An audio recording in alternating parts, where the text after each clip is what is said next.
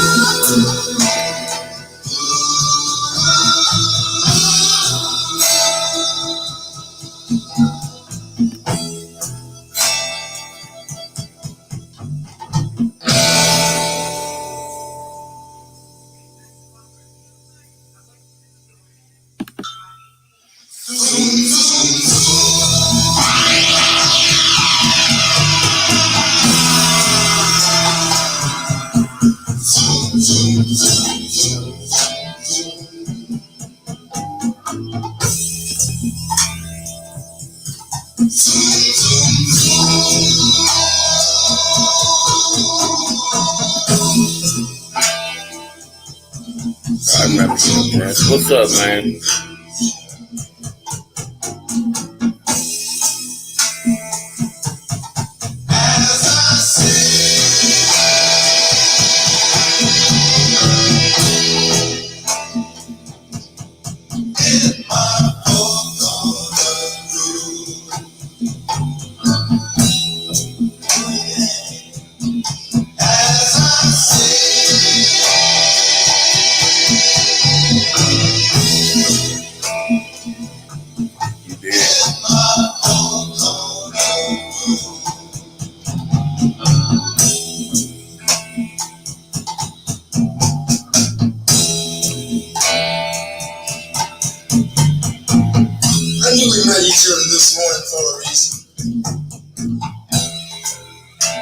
Talking, we worked out our problems. Look like we should have better days in front.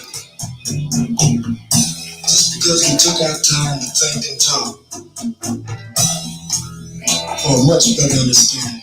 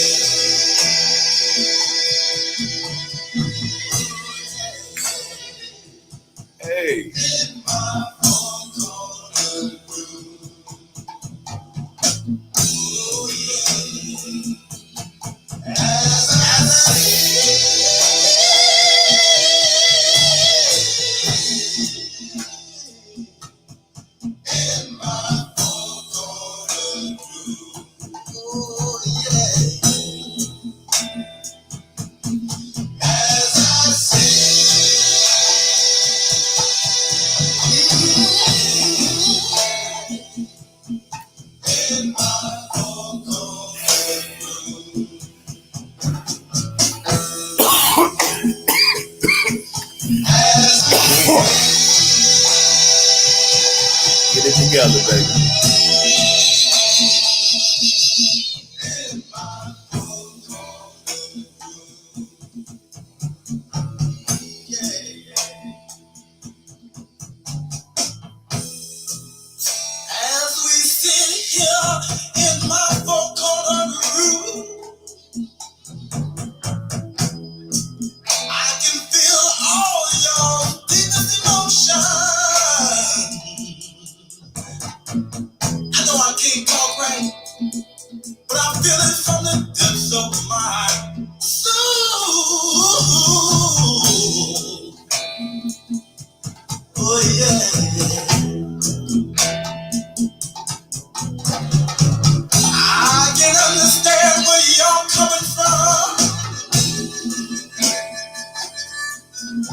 Y'all coming from my floor, calling you, yeah.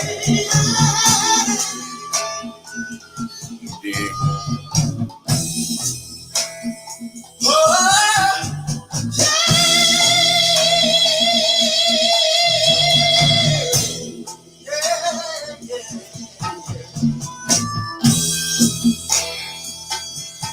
That poor good, y'all.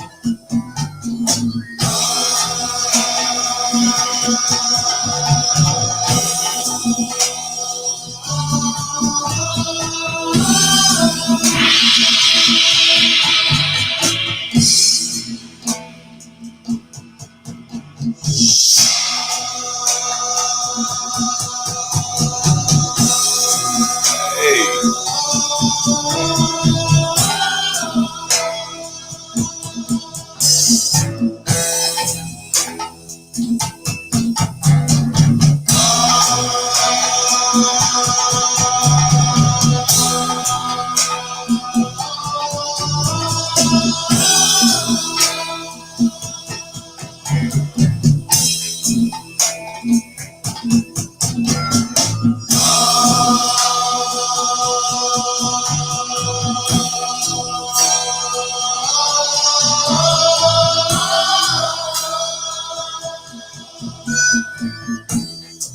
What up, though, y'all? What up, though? What up, though? Yeah. Yeah. Straight like that.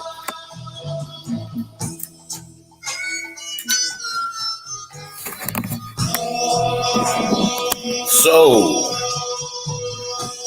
I think what we got here is a conspiracy on a cat they call Curl. And I say that because it's been a little while now.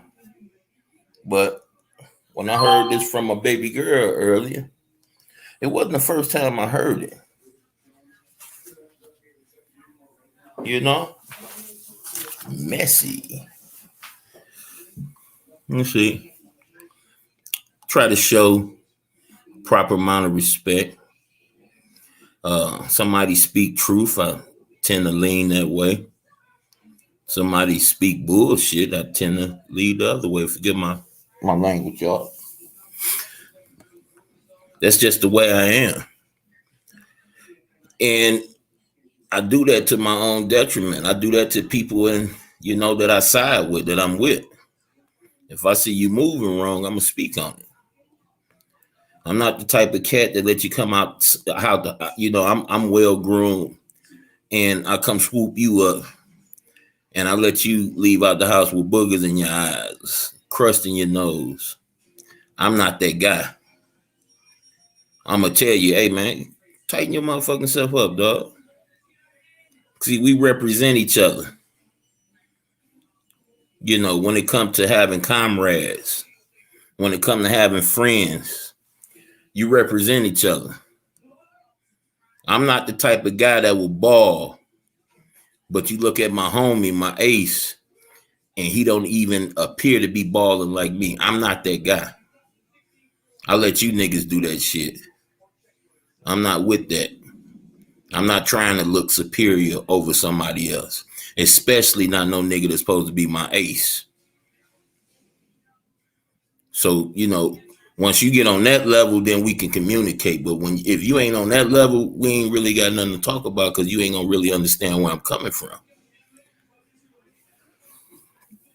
I'm not the type of guy that'll hit the motherfucking lottery for $10,000 and not go shed at least a couple thousand on my comrade.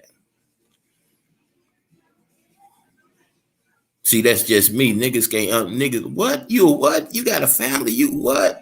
See, that's just me. See, I don't look at money the way niggas look at money. And see, let me clarify this again. When I say niggas, I ain't talking about skin color. I'm talking about brain.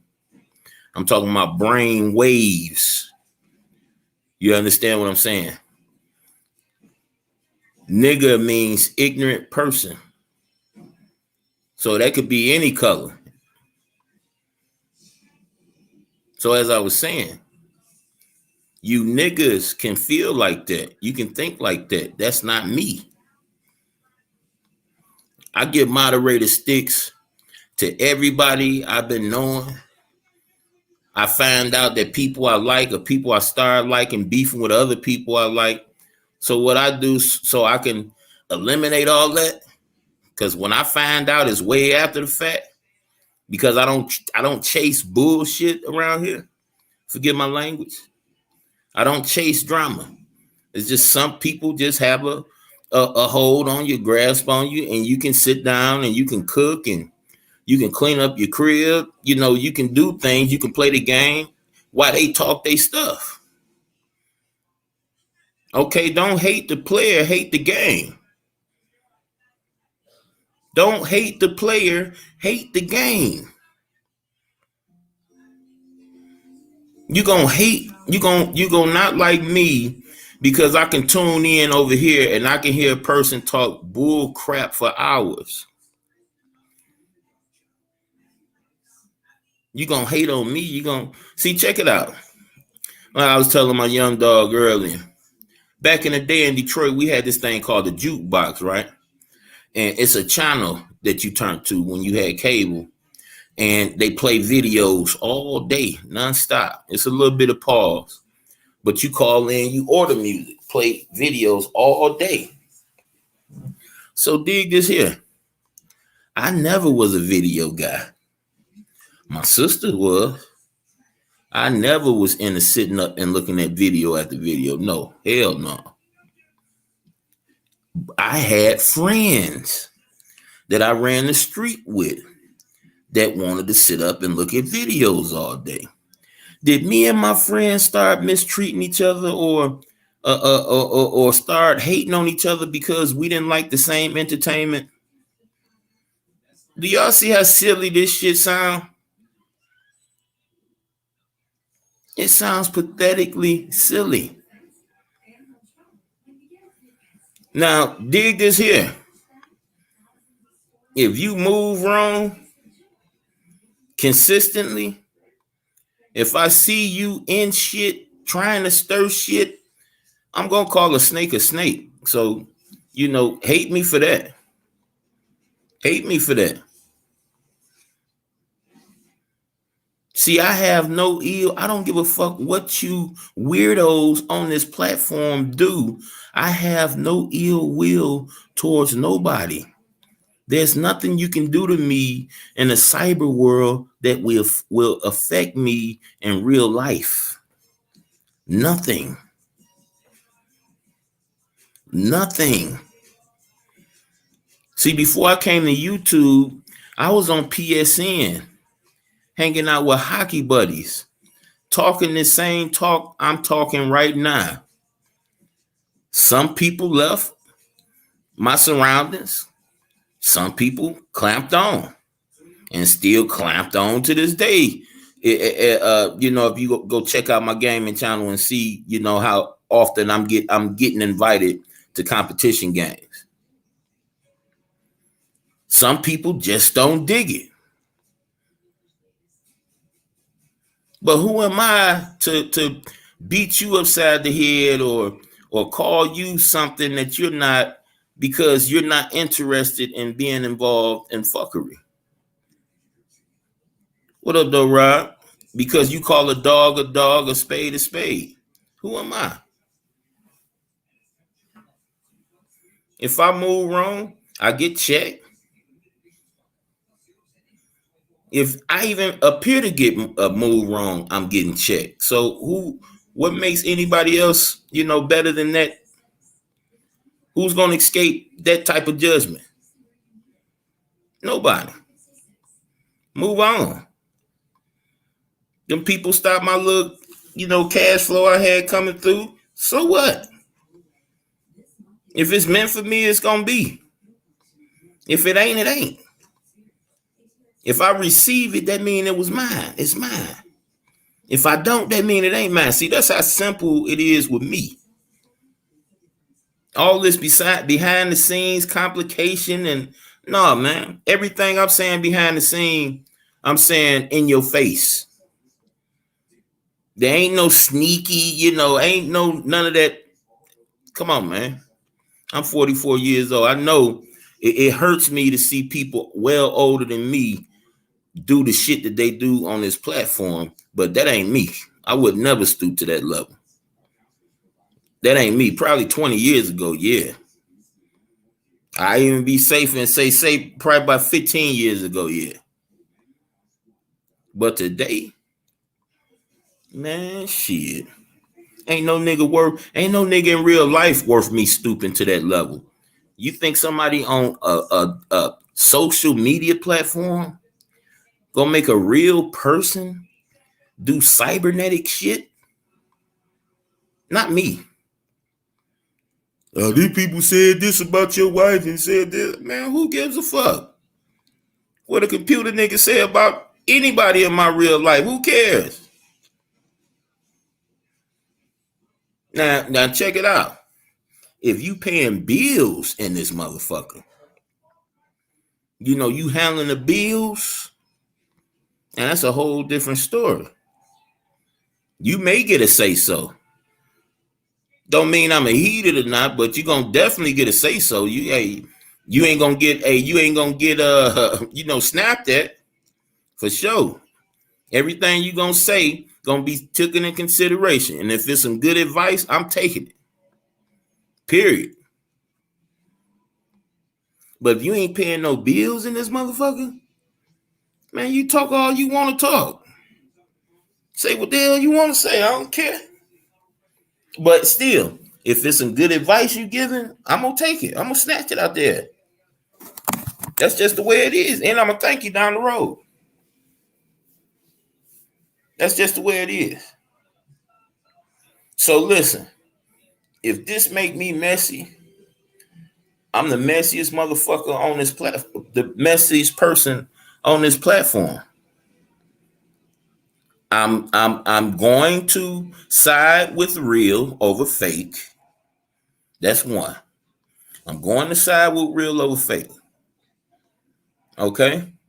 So when it comes to what I entertain myself with on this social platform, I'm going to lean more towards people that have more realism. Well, I'm not going to lean towards nobody that's fake. I'm going to just put it that way. I'm not going to lean towards nobody that appears to be a bully. I'm not going to side with you. I like a good fight. When it's a good fight, the losers say, it's over with. The winners say, you want some more. The losers say, no, it's over with. I'm not with this, the stuff that these people do. That's why I wouldn't even stoop to the level. Because when you stoop to the level, you got to go all the way. So why would I even stoop to the level? You stop my money flow, okay, I'm going to hurt you even worse. Guess what I'm going to do for you? I'm going to pray for you.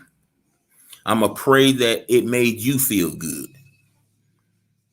That's the worst thing I can do to you.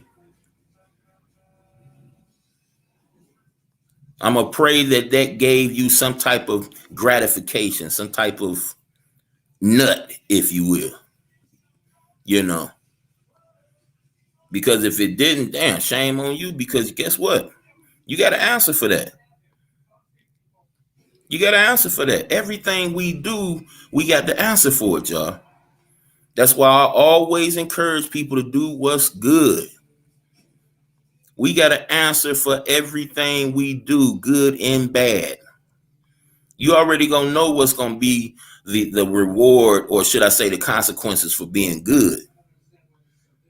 But when you talk about doing bad, especially the people that ain't did nothing bad to you, now you're going to suffer consequences for fighting evil with evil anyway.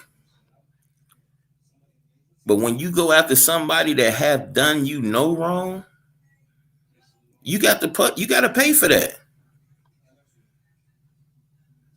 So look what I do, y'all. I let that, I say what I need to say. If I feel offended, I say what I need to say. I got a platform now, so I invite you to my platform. If anything else need to get said that didn't get said, in the earlier confrontation, You don't accept that invitation, then it's over with. I move on. Now, if I see you and you rub me the wrong way, I may snipe you, I may scope you out, hit you with a couple lashings, but I'm having fun at that point. I was pissed off at the action. After the action is over with, it's over with. It's over with. And I see it all as blessings anyway. So if you're talking about being blessed enough to wake up this morning, get to the bathroom, take care of myself, take my wife somewhere, come back home. If you don't count that as a blessing, then shame on you, because that's a blessing for me. That's a blessing, because, I'm not promised to wake up. But I made it.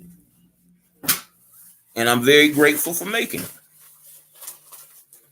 So you talk about anything else good happening to me on top of that, them blessings, man. Them all blessings. I keep it simple, man. When I keep it simple, man, life is so sweet. Treat you so good. Even when you have bad times, down times, they don't be as bad as they could, if you ain't got nobody out here. But you just know you got people you can go to whenever you get things, and not based off them just loving you, based off what the type of energy you put off on them when you had the control, when they came to you. It ain't really just about, family and stuff like that. It's about what type of energy you put off. Can't nobody say you did nothing wrong to them. That's a good thing. And then if you did things 20, 25 years ago wrong to them, over the last 20, 25 years, you've been building on that and doing better where they can't even really remember if you ever did something wrong to them. Because you didn't cover up all that crap with love. We all human, man. People gonna make mistakes. People gonna say the wrong thing. Stand in it. Stand in it. It ain't gonna be the last time you make a mistake. You're gonna make a couple hundred more before it's said and done. Praying that you have the opportunity to make a couple more mistakes, but let's just say you will. Let's just say you will. Don't worry about it, man. It's a mistake.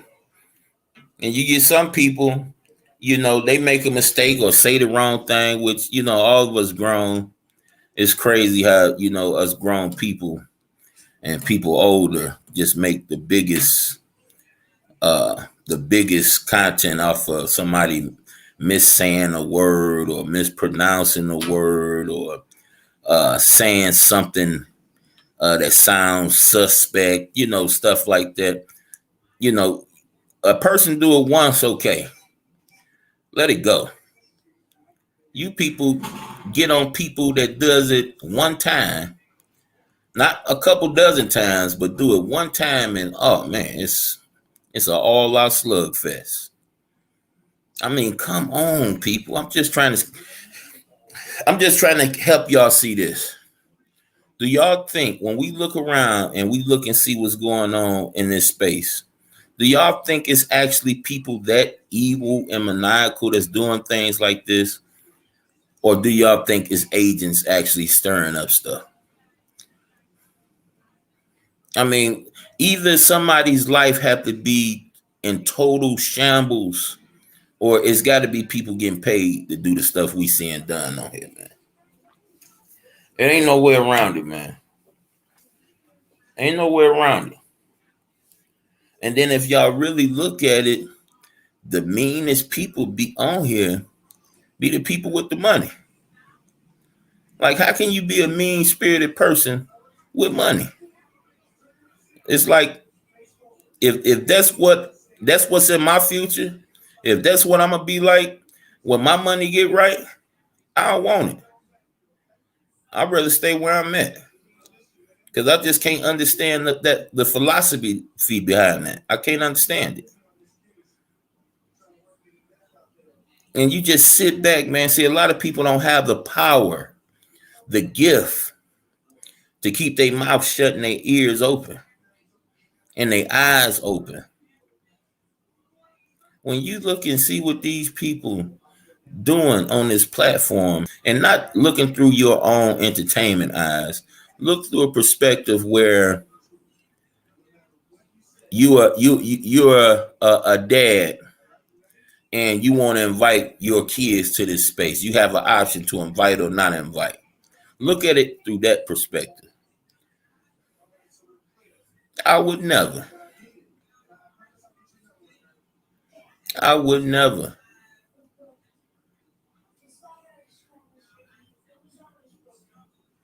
Hell, hey, my sons got on this platform way before I did. They've been on here making music. They've been on here fighting, stuff that I didn't instill in them. I didn't instill that in them because I was involved in that type of stuff my whole life, and I seen what that type of stuff lead to. And I just did it for hobby. I got songs written that ain't even, y'all gonna be hearing in the near future that ain't nobody duplicated after all these years. And I'm talking about R&B songs. I'm on a couple of my my brothers and my sons track. But as far as me doing it myself, no, it's just straight hobby, and it's straight eye opening. Everything I do is about truth. I move in spirit and truth. So you may hear these dudes rapping about getting money and this, that, and the other, and you're gonna hear me come on there matching that intensity with either scriptures or bars about this straight up reality. Yeah. So y'all gotta understand, Vic Damone was my DJ. He was my DJ. Yeah. See, this type of thing, man, it ain't, it's even more memorable than riding a bike. You never forget this. It's always in your spirit. Always. So if bagging up truth, and some of the people in here know that I've even went after my God brother on his own platform. When I heard things that wasn't truthful, especially when he make the Bible scriptures his own. Some of y'all have seen me.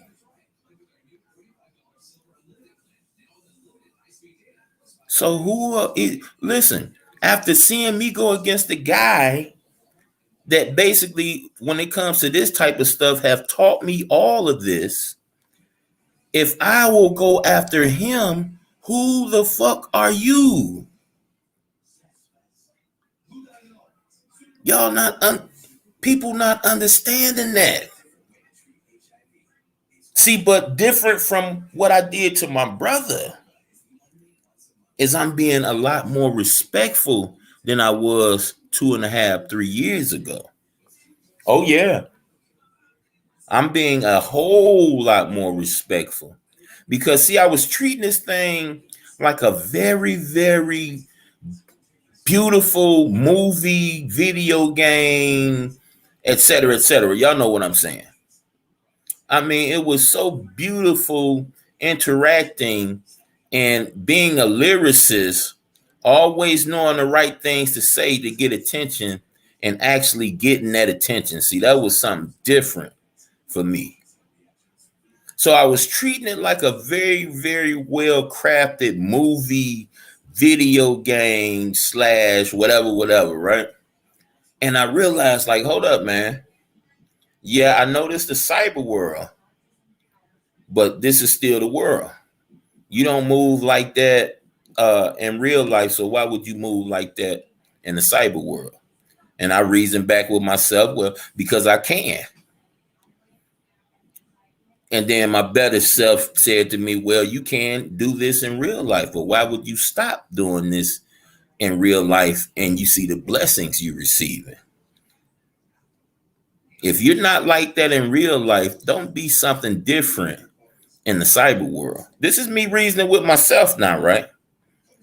This is a talk I had with myself. Bullshit you not. On several occasions. See, you're gonna have to, and see, this is where I get a lot of people that don't that think the Bible is a storybook, but this is where Holy Spirit comes in. That just because you're not walking completely right, don't mean that your efforts don't get rewarded. When you make an effort to stop looking at women's booties, and my wife has a huge, beautiful one, but there are others out there. And when you make an effort to not even look up, to not even, look at it, and you're successful at that, guess what?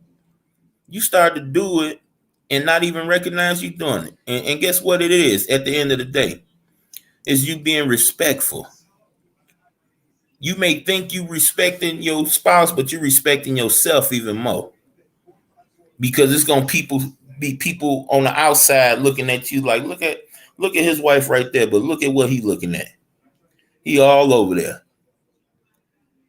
But when they see you walking right, when they see you, when that bad mama that come in there and walk past, and they see you looking down or up rather than looking at her like everybody else, they start to look at you different. Like either he one of them guys or that's a real nigga right there. That's a real one right there. And I tend, even when I was single, I tend not to let my prey see me coming. So I ain't about to sit there and stare, while they walking everywhere before I approach. I'm gonna let that prey, goddamn me, do a little jumping and playing and teasing. See, I'm creeping up from the low, like, hey, whoa, where'd you come from? I was just over there. You understand? Now, let me holler at you right quick. See, I don't know what, these new, I ain't gonna judge. I'm gonna just say I'm real up close and personal. I don't see nothing wrong with that. So these are the things that's factoring up that's being called messy. So if speaking on truth, not hold nobody up, even when it's your family in the cyber world. See, that's what needs to be acknowledged here with me. Don't put it on like, I'm trying to be, like, you see, I'm not trying to impress no nigga on here. I'm not trying to impress nobody. I'm just being me. When I get together with people I know and love or strangers, these are the things I talk about. I talk about real life shit. I ain't talking about what no Drake did and Housewives and all that bullshit. Old girl got sued and this, that, and the other. Who gives a fuck? Forget my language, y'all. Who cares? Who cares? Let's get back on this real life stuff. Let's get back on these people talking about the House voted against what old man Joe was trying to do. Let's talk about that. See, niggas want to stay in a coma. They like not knowing what's going on around them. That motherfucking boogeyman peek off from under that bed. You scared to look off the side of that bed. You raise that sheet up over your head. Like the boogeyman gonna go away, nigga. The boogeyman gonna still be there. If he's real, when you get that little thin piece of sheet off your head, he gonna be right there in your face. See, that's why I got the hood on tonight. See, that's why I got the hood on. And no, it ain't about, taking those souls or hunting people and things like that. I just want to have a conversation about what messy is. Because to me, I can identify messy, but I didn't know I was in the midst of it. Don't nobody on this platform know who I dislike, but just one person. There's only one person on this platform I'll let it be known I dislike. And people like Cone King and the Prince was over here earlier, they know who that person is. Absolutely. But listen, my distaste for him is not even a real distaste. It's not something that makes me hate him in real life. This is just something that makes me dislike his personality in the cyber world. Understand this, y'all, because if you don't understand this, y'all not going to really understand me. I personally think the old man gets paid to do what he do. This is just me. The only reason I have a problem with it, because when brothers like Mustafa and Kong and I would be over there discussing matters, he want to pop up over there and invite us to his show so he can lie to us on his show. That's why you see people like Kong never letting off on. Well, he's being real light on him, but anytime he got something to say about it, he gonna speak up about it. And make sure y'all hit Kong. I think Kong about to start back doing videos up, man. Make sure y'all hit Kong up, man. Tony, you moderator in my chat. Make sure y'all hit my brother Christ Counsel up too, man. Very, very talented young brother, man. Make sure y'all hit him up, man. Hey, cuz, what's up, man? Yeah, if you can, Christ Counsel. I know I got you modded. I got to get everybody else together, though. I don't even think my cousin modded. But definitely want to get these channels because we have real good conversations, man. Over there messing with Kong. See, me and Kong, he's a normal man. I'm a think outside the box kind of man.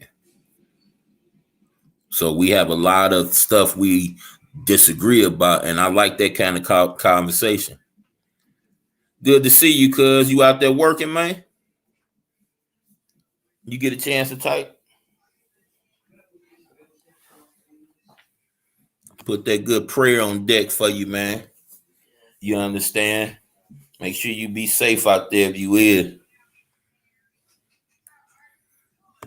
But yeah, y'all, I can understand if they call love a person that love the truth and love realness messy, then I'm screwed. I gotta put that shoe on because I can fit it. I'm gonna have to put that one on. But it's just like that. If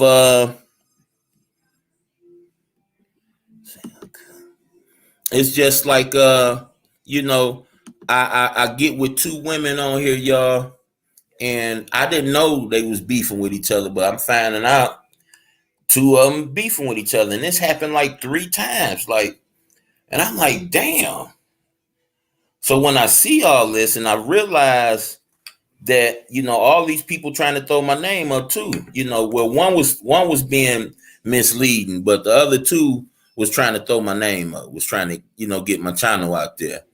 And I'm like, well, so I ain't got to worry about nobody blocking nobody. Let me just mod everybody I do know, or the people I see do come through, on a regular basis, mod them up just in case they beefing with other people I'm cool with. I ain't got to worry about nobody blocking nobody. Just like that.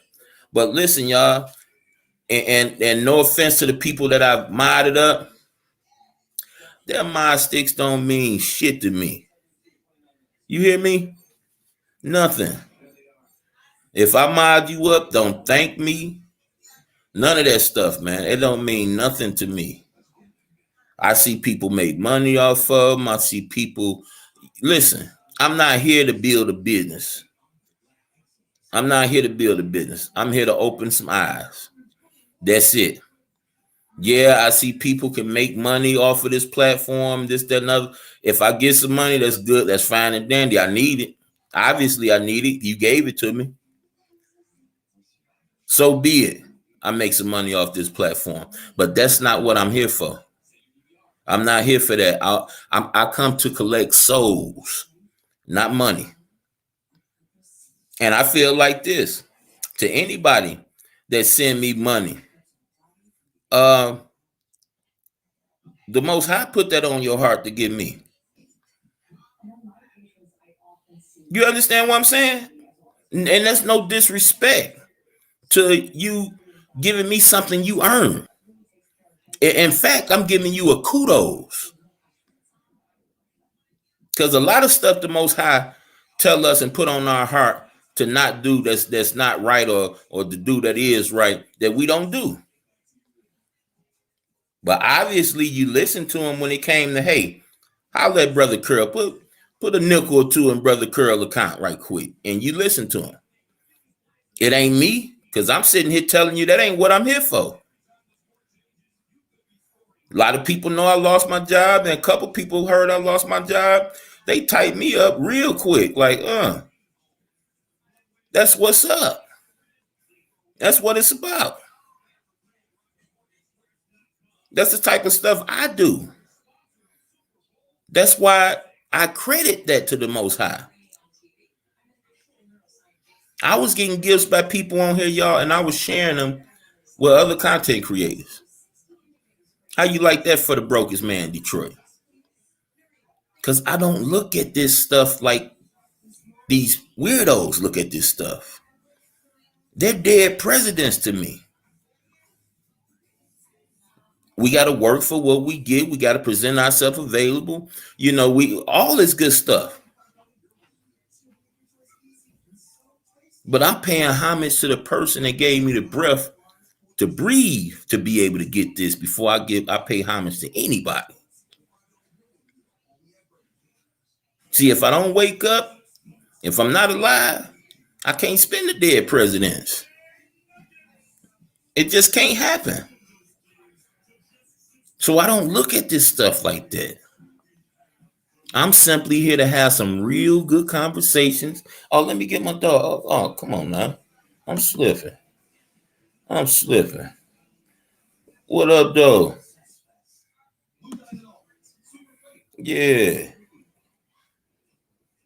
Let you know I see you out there. I'm not here for that, y'all. See, when you got people that shoot out for that and they get real depressed when it don't go their way. You know what I'm saying? They get real, they get their mind in a different mind, in a different mind state. When it ain't going, when the money ain't coming in and things ain't going, the subs ain't going up and stuff like that. Man, my subs been stuck on 170. It just got on 200, y'all. And listen, some people may say, do you know how grateful I am? That it's 200 people that actually want to hear my damn voice. See what I got to say? I am so surprised. I bullshit you not. Forget my language. I bullshit you not. For the type of stuff that I talk about, when I see that number like that on not even 6 months in, that's surprising as hell to me. And it shouldn't be, but it is. Because when I'm out in the streets and I'm kicking it with the what you call them dudes, the Hebrews and stuff like that, dude, it's like people hanging on to what I'm talking about. So, and this always been the case. When I was flowing, man, it's people that credit me in the hood that's making music They credit me for teaching them how to freestyle. And I promise you, I never held a freestyle class. Well, at least I didn't know I was. But these boys got albums out, and they credit me to teaching them how to freestyle because they didn't know how to do it until they ran into me. They'd be just sitting back trying to remember stuff they wrote. So I shouldn't be surprised. Trust me, Slim V ain't no sucker. Slim V signed on. When Slim V heard what was going on with me, he signed on. He was my DJ until I gave up. And he can tell you why I gave up on it. But listen, anything I like, any person I like, before I just turn over the keys, before I just throw them up in the air, I make sure you good. I make sure you straight. That's any situation I like. The Hebrew Israelite guys, see, I was digging what they were saying because they was bringing scripture. But see, I had to do a little bit more investigating. And I realized the only scriptures being used is the scriptures that help enable them. Enable them to be exempt from other scriptures. See, I don't work like that. See, in my world, all scriptures are inspired by God. All.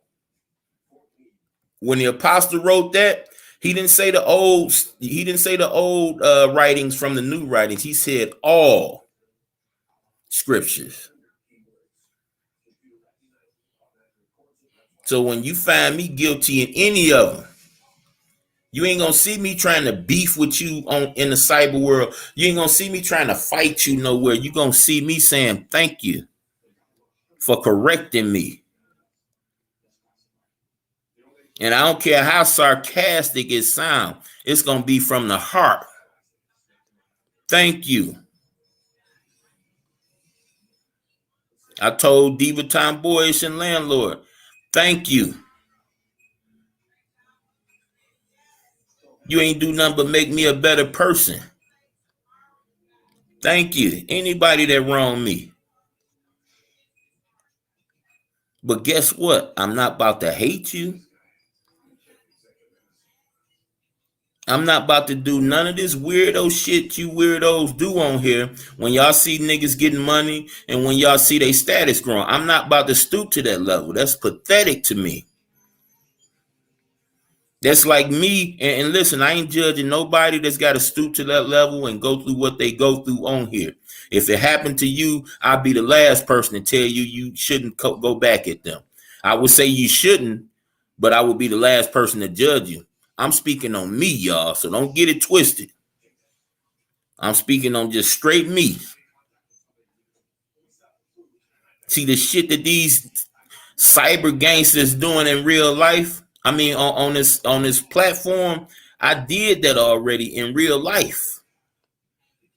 I did that. I'm that man that couldn't hold a job for too long. My whole life, this job I just lost the last few months ago, that's the longest job I ever had, and I'm 44. See, I'm not trying to be no pretend goody two-shoe motherfucker person on here. I'm being me. I'm being me. I see these characters trying to live the life of somebody they admire and pretending like they them. No, that ain't me. That ain't me. I'm no pretender. I never been a good pretender when I was a pretender. I couldn't pretend for long. And then I always forgot my lies. I forgot my lies so damn much. I said, man, and this before I left the world. I said, man, I got to quit lying. Somebody repeating a whole scenario to me that I didn't lie about, and I ain't got no clue what the hell they talking about. And then somewhere down the line of my stupor, they happen to say something that triggers something off that I can remember the lie. Oh, yeah. And I got tired of that shit. And I stopped lying. And guess what? Since I stopped lying, my memory a whole lot better than what it used to be. It's still piss poor, don't get me wrong. But it's better than ever. See, the scriptures say, keep resisting the devil and he will flee from you. So yeah, you're going to have a hard time resisting, but it's at first. After you resist for a period, for a time, it's going to get easier and easier and easier. It's going to get simpler and simpler and simpler. You're going to create tools for you to go to. That's going to completely take your mind off of that. Whatever you running from, whatever you trying to stop doing. But see, guess what? That suffering you going to be doing for doing the right thing, it ain't going to even measure up to the rewards you going to receive for doing that. It ain't going to measure up to the blessings. Trust me. So I just say, hey, for me, I'm just not going to go that way. I see, I'm the one that sit back and I hear these people say some of the things they say. And I say, damn, they don't know how weak, how pathetic that make them sound. You don't know how sick that make you sound. I'm trying to think of something, y'all, because I don't want to say the wrong thing and have somebody else mad at me. I mean, I really don't give a damn. But I'm going to give them over, especially to the people that I like on here, because listen, you can like somebody, y'all, believe it or not, and you ain't got to agree with everything they say or do. How about that? Did we as adults know this was possible? That you can actually like a person, but not agree with the things they do? I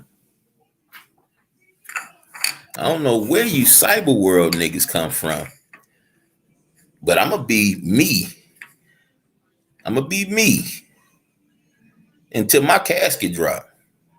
I'm not going to be what somebody else proposed I be. I'm going to be me.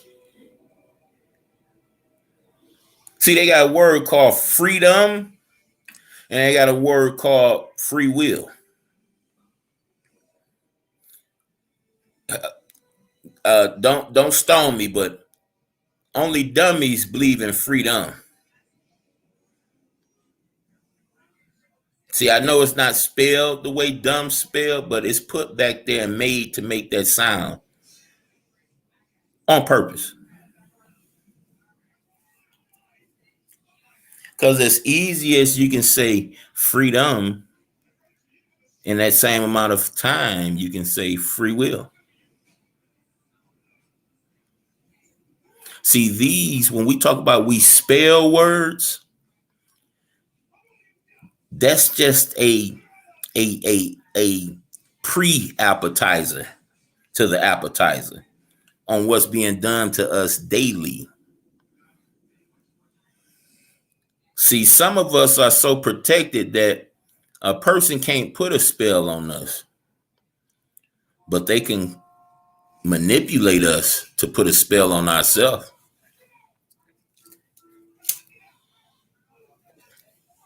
Understand this.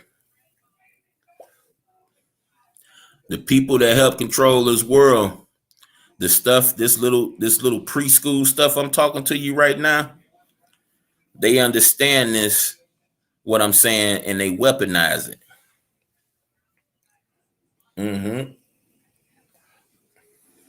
You know how people used to point out how people had crosses everywhere in their house? Y'all know what else they got in every house? And I don't care where house you at. Guess what image you got in your house? A star. Some form of fashion, you got a star in your house. You may not have a cross in that bad baby, but you got a star in there. See, that star, y'all, that star is a representation of the God of this system, the God of this country, the God of the people that rule this country. That's what that star is. Why do you think in the sports world or in the entertainment entertainment industry, when you have arrived, and this is what they call it, and they have a spiritual, what they consider the spiritual meaning to it, you have been illuminated. Some deity has possessed you, and you, whoever they create you to be in the sports world, you have arrived. So they no longer call you a singer, rapper, dancer, actor. They call you a star. Mm-hmm. Mm-hmm. See, it don't matter what star, y'all. See, because I could put up this little thing. Well, I can put this little thing up there, y'all, to show y'all the shields of our armed forces. And y'all gonna see 4-pointed stars. Y'all gonna see 7-pointed stars. Y'all gonna see 5-pointed stars, 6-pointed stars. See, it don't matter. See, don't let them trick y'all on thinking the points mean something. They have different meanings, but understand this. They all represent the same entity. They all represent the same entity. You may go to Cleveland and you got the 5-pointed star down there that govern the roads. And you come to Michigan and you got the 6-pointed star. Do it mean that they're part of different entities? No. They both get paid by the government. They both got the same boss. So don't let the points fool you. And we know, Tony, that 6-pointed star ain't nothing but 2 triangles. What up, though, Sinister? Yeah. We know, Tony Mustafa. We know that 6-pointed star ain't nothing but 2 triangles, one up and one down. Mm-hmm. See, that's the representation of Baphomet. Yeah, that star that they talking about, the Star of David. Yeah. See that part. See, that star was being worshipped way back in ancient Somalia, ancient Syria. Same star, same 6-pointed star. See, they disguise it, man. But see, once you know the shapes, once you know the symbols, you can't unknow them. They can disguise them on you, though. They can trick your eyes now. But once you zero in on it and catch it for what it is, it's over with then at that point. But yeah. See, in my world, y'all mean something to me. Them wrenches don't mean shit. It's the people I require. And I just give the people I knowingly that I know, come through and chill with me, come listen to a little bit of what I be talking about. And I know they got enemies and some of their enemies might be okay with me. I make sure they wrenched up. That's the only thing the wrenches play over here on mine. Nothing else. Trust me, you hack my life, you ain't gonna do nothing but make me some money. You go inside my files, listen, I'm nothing interesting when you come and talk about assets in this world. I'm the perfect specimen. I have no back debt. And I ain't trying to make none either. Perfect specimen. So basically, you get enemies just for siding with truth.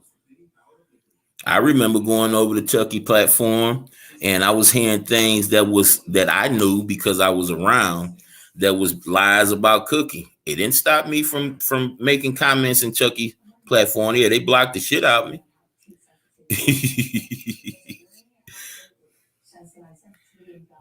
Oh wow, straight up suck.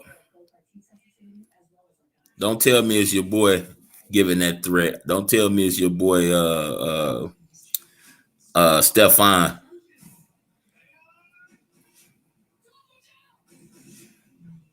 Yeah, I wouldn't breathe no energy into it, so you know them boys been talking stuff to you. You've been hated on here for a very long time, and you still here. That's what I think about that. You still here. You did. And don't worry about it. You got just as many people that's riding with you than you got hating you. So don't worry about that. Know what I mean? Okay, that's what's up. That's what's up. That's what's up. I'm glad to hear that. I'm glad to hear that, boy. Straight up. Cause I can't say nothing wrong about Stefan. He never said he said some things about Vic unwarranted, but Vic a big boy, man. Vic a big boy. Vic can handle himself. You know, Vic then got armed again, you know, because he was armed before he had to come over here with me for a little while. He done got armed again, wifey armed. He got the man shit. Ain't Vic tight. Vic don't even need me no more. See, it was a time Vic Vic know he needed me, but he didn't know he needed me.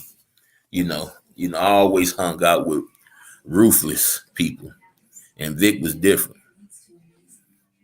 And as soon as I see one of them ruthless niggas looking the wrong way, I just nip it in the bud. Nigga, he with me. And my people, the people that the circles that I've been in, they already know. If I say something like that, that means don't even look at him wrong.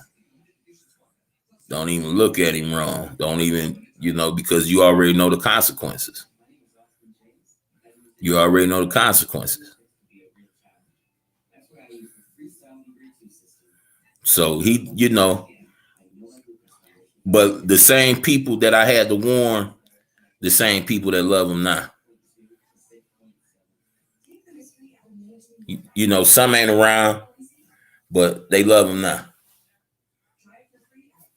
They act, when I talk to my people, they ask about him. But I'm just saying, that's just the way I am. I'm protective over mine. And some people, you ain't even got to explain all that, man. But I was in some pretty naughty circles. And me trying to make music with Vic, he was involved, he was around. So, but other than that, yeah. If that make me messy, I'm messy. I'm not about to get into the middle of nobody's beef. I did this as a subscriber. And while I'm sitting there going to war with the content creator that I'm cool with, the two people that's at war with each other that we at war about, they making up with each other while we still at war. And I said, no, I ain't gonna do that.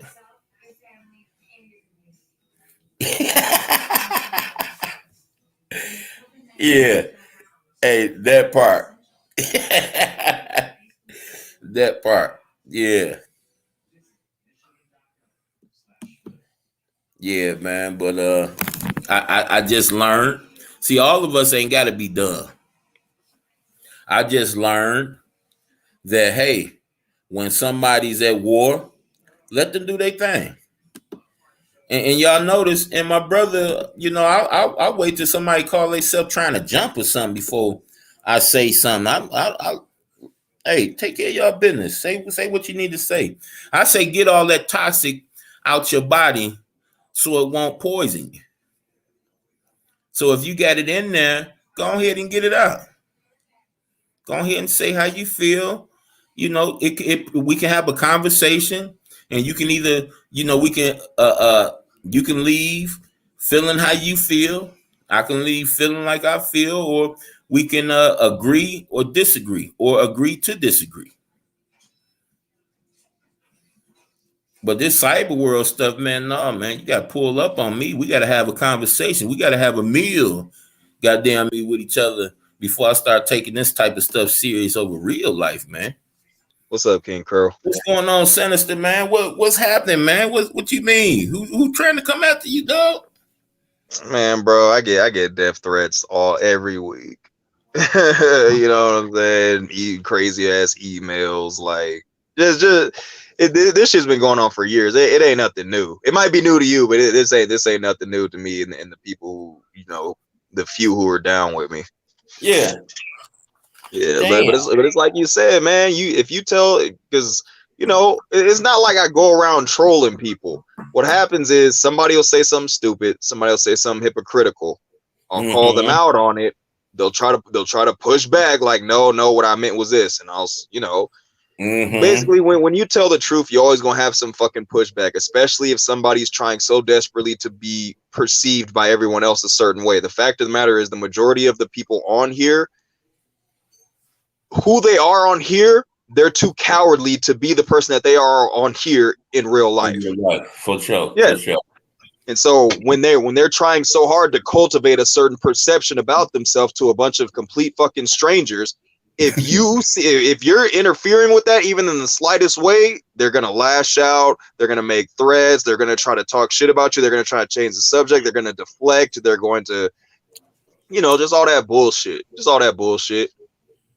Especially if you're somebody of a certain vocal level, of certain confidence. That's why I always say, I've said it plenty of times. To me, the only person around here whose voice is more powerful than mine, as far as having a back and forth with somebody, is Vic.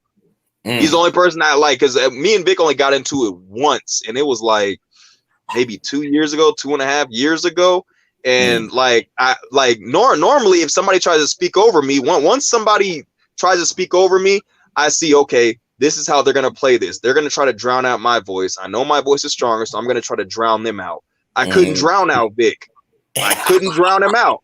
Yeah, I simply couldn't do it. I couldn't drown him out. And so I was like, we agreed to disagree. I think we was having an argument over something that had to do with Tommy. I don't even remember what the fuck it was about, which goes to show you how little it actually meant. But ever since then, I thought to myself, like, I've said it out loud on plenty of panels, Big is the only one I can't beat in a drown out years because his voice is stronger than mine. That's just what it is. Yeah, that's years of playing wrestling, man. Years of playing wrestling right there, dog. Yeah. Last one I played was like in 2004. I think it was SmackDown Here Comes the Pain or some shit like that. I don't know. I played one a long time ago. Oh, that was the shit right there too, boy. Yeah, man.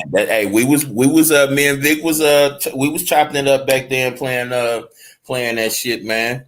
But the thing is, Salt, man, I never really paid attention. I remember hearing, you know, I've walked up on shows where they was talking about your history and stuff like that, as far as, you know, what you did years ago on YouTube, but I never knew what was I never knew what led to it. What do you mean led to me doing the stuff I did? As far as going to war with people, I never did the investigation on why did it like you and Stefan. I didn't know what led to that. All I heard was about what was going on, you know. I could speak on that if you wanted. I mean, it's like I said, me and him, like, honestly, to me, it wasn't really even that big of a beef. It was more like, well. Anyway, I'll just go into it. Me and him squashed it. It wasn't to me. It wasn't that big a deal anyway. But what happened was because, you know, Chucky and his wife, they've been going at it for the longest. At this point, it doesn't even matter how the fuck it started. At least to me, I'm not gonna bring it up because I don't want anybody feeling like, oh, he's trying to start shit or anything. Right. But it's like I said about 2 minutes ago. Like, I'll point out if somebody did something wrong. I'll point out if somebody did or said something. And so the way it happened was I ended up going at her because of something she had said about me. And the thing she said about me, I actually agreed with. I'll go into detail about it right now. Vic was on RE's. You said what?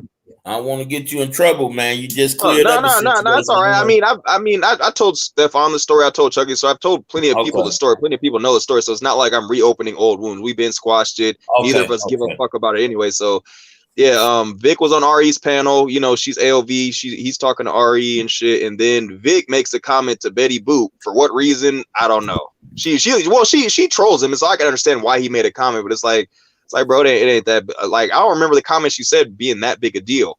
And she made a comment to him. He made a comment back to her. Then she made a comment back to him and then added me into it. And she said something about, I think he said something about Betty Boop, you know, you watch me or something like that. Or at least that's the only comment that's coming to my mind that would make her make this statement. And she put, Vic, now mind you, I'm in the comment section. I'm typing, not to her, never said anything derogatory towards her. I never said, I never even said what's up to her. I just didn't acknowledge her. It's like, okay, I know you got beef with my homeboy Chucky. I ain't got no beef with you, lady. I know of you, but we ain't, you know what I'm saying? We ain't like, I ain't never had no problem with you. But she makes a comment towards Vic and says, Vic, I think your voice is annoying, just like I think Salt's voice is annoying. Oh. And I'm like, yeah. And so I was like, what the, like, don't get me wrong. Like, I agree with her. I don't like my voice either. That's why I never watch anybody's panel.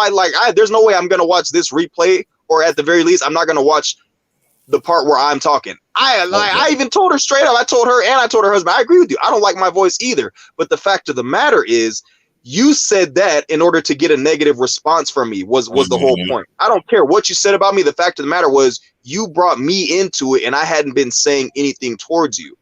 And the reason me and Stefan started with each other was, he was talking to Chuck, and he was on Chucky's panel one day. So I hit the panel and I'm like, well, I think at that time I felt like he was maybe just giving his wife a pass because she like don't get me wrong, it was Chucky who made a comment to her, and I could see why she would get upset about the comment all those years ago. But like I told him, like I tried to tell Stefan, like, bro, like she's not innocent. And he was like, okay, give me an example of when she started something with somebody. And so I used myself as an example. And what he did was, like, I gave him the example. I was like, she said this and that.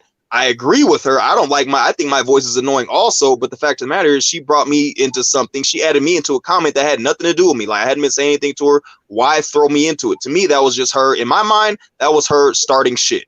That was her bringing me into it because she knew I was in the chat room. She knows I'm cool with Chucky, so let me make a comment that's salt.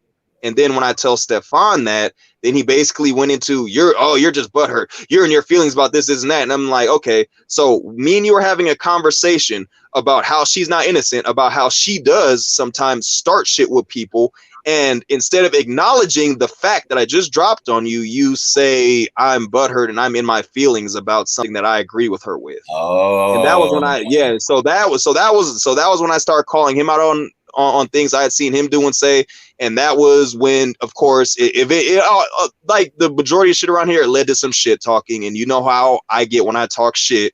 And so it just kind of went from there. And so, you know, eventually he ended up saying he was going to come to California, whoop my ass, that whole thing. We ended up squashing it. It wasn't no big deal. Yeah. Squashing Ali's panel. He said, hey, how about this? You don't talk about us. We won't talk about you. I said, cool, man. I ain't got no problem with that. And then I proceeded to tell him, look, man, I never had no problem with you to begin with, or her. But if she says something to me or about me, and you could clearly tell it's some negative, derogatory shit, you know I'm going to come back at her. And he said, okay, if she does that, I will pull her aside and talk to her. I'm like, that's all I ask, bro. Never do I go around, like maybe years ago, like 6 years ago when I first came to the sector and it seemed like everybody was just attacking each other. Yeah, I was randomly attacking certain motherfuckers who are no longer even in the sector anymore. But I've been stopped doing that shit like maybe 4 years ago. So, you know what I'm saying? So it's like, now I don't do that. So it's like, I'm definitely, if the beef ever starts back up, it won't be because of me. I'm not saying, they're going to start some beef or anything like that. I ain't blaming them for nothing or anything like that. I'm just saying I'm not going to just out of nowhere attack them. Everybody already knows my MO. I attack those who have said something towards me, who have attacked me first. And yeah, we squashed on Ali's panel, and you know, she had a show a little while ago. I even typed in the chat, like I come in peace.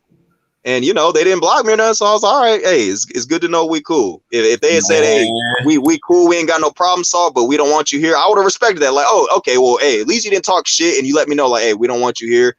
I wouldn't even go over there. But they didn't say that, and so I'm like, hey, if they're having a good show one day, if it's a good panel, hey, I might hit the panel, chop it up with them. I have no problem with that man or his wife. Absolutely, Yeah. absolutely. Hey, the same here. Just in case, they listening or get the word or whatnot. I ain't got no. Hey, y'all married, and I'm a married man, so I'm like in y'all corner, far more before anybody. But I'm not gonna see something that ain't right and just give it a pass just because I love y'all, being married. Well, I still to this day I can see. I think I even told him, like, I can see why you did what you did. I even told him like, bro, I would have looked at you funny if you hadn't ended up going at me after all the shit I said about your wife. Like, I told him straight up, like, bro, I would have looked at you funny if you hadn't gone at me. So I understand why you did, but hey, as far as you see how that bot appeared in your in your chat room? No, I ain't see it. Oh yeah, up there, yeah.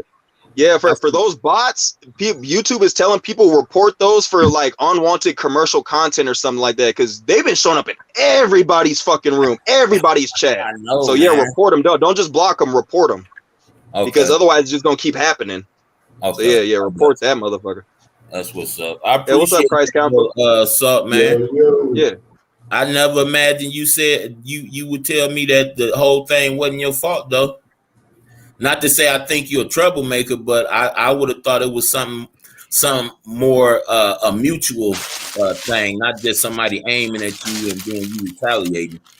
That right there. Well, that was why I reacted the way I did, because I didn't understand. Yeah. Like, I understood, like, her and Chucky had beef for like a year before that shit had even happened, and I was like, I didn't give a shit. It's okay, you beefing with this girl, she beefing with you, I didn't care. And so when she did it, that was why it caught me by. That was why I reacted the way I did. I was like, man, all this time, like, why throw me into it? Was my question. It was like, why do that? It's like, I get it, we trolling this shit. But it's like there are certain people, how they are. Once you see them once you see them around enough, it's like, okay, I know not to troll this person. I know not to go at that person for these reasons. I know not to, so certain people just know not to do certain things. And I was just like, it didn't resonate in me. Like why would she do this? So, but I'm past it. That was the whole reason why. And yeah, we good now. As far as I know, I got no problem with them. Hey, that's real big of you too, brother. That's what's up, man. I appreciate that, man. Cause hey, it's enough things going on, and we all know why it happened, why you got pulled into it, because you down with somebody she beefing with, and you just basically a casualty of war. But bro, half the reason anybody's beefing with anybody around here is due to guilty by association. Like, plenty of people have told me in other people's chats, look, I don't like you chilling with Chucky. I don't like Chucky, but you a cool dude. I fucks with you, but I don't understand why you get with why you chilling with Chucky. Like, I know Chucky's done shit to people, and I understand y'all got beef with him. Why he did the things he did, I can't tell you. Like, I'm not a mind reader. What I can tell you is this: he's never done this shit to me. One, he's been down with me. He's been cool and loyal to me. So I always return loyalty with more loyalty. And two, nobody in the sector who knows about Chucky can say, hey, if you chill around him, you're never going to see any type of fuck shit. Bro, I told people from day one, I'm here at this fucking sector for the fuck shit. Chilling with Chucky has brought more fuck shit than I could have dreamed of. And I'm just like, bro, like, it's perpetual fuck shit, bro. Like, I've admitted the sector saved my life when I first started truck driving, and there was times where I was literally about to fall asleep behind the wheel. What happened? One day I went to World Star Hip Hop and I came across a name, and they said, dude, this dude is going off on black women. The man's name happened to be Tommy Sotomayor. When I went to his channel, I ended up finding out about people named Mike Mills, people named Lady Law, people named Chucky, people named True Freeman, and all these other names. So when I start watching all their videos and they're doing shit that's having me laugh at the top of my lungs to the point to where I don't feel sleepy anymore and crash my truck, the sector saved my life. Straight up. I got no problem admitting that. The sector saved my life. So I'm here. Hey, as long as I'm trucking, I'm gonna be here. I'm gonna be here chopping it up with y'all, getting into fuck shit. And Christ Council, if you got an email, bro, there's something I gotta email you about, because like as far as hitting panels and shit goes, yeah, I'm about to still be hitting people's panels, but I'm about to get back into the game the way I used to be, because there's certain people, bro, there's certain people that need to get nailed to a fucking wall, straight up. Hey, I got you, man. Dig that. Hey, y'all heard it here first, exclusive from the Sinister himself, baby. From the Sinister himself, right here. God damn it. Y'all heard it here first. With you, King? Hey man, just taking in everything, bro. Just, you've been here for a while, Christ Council. Both of y'all been here for a while. I've been dipping in, dipping out. I've been here consistently for the last 2.5 years. But you boys already know, what I'm saying, what's going on and how it functions, and how for one time period this person on top and then they drop down, the fluctuation of things. You dig what I'm saying? And I'm just eating popcorn, man, just sitting back watching the show. Just seeing what's gonna be needed from me after the smoke clear. Mm-hmm. You dig what I'm saying? Oh yeah. That's about all, man. That's about all. Appreciating that I got people around me that love truth, man. Now that's more of a gift than anybody can ask for. Y'all can keep the money. Give me that circle of people that's loving truth. I take that instead. Yeah, I take that instead. Because what that means is you building off a foundation that's true. And no matter what type of wind or calamity come through, that building, that tower is still gonna be standing after the smoke clear. Yeah. So give me this. I'm good with this. Yeah. They ain't up there.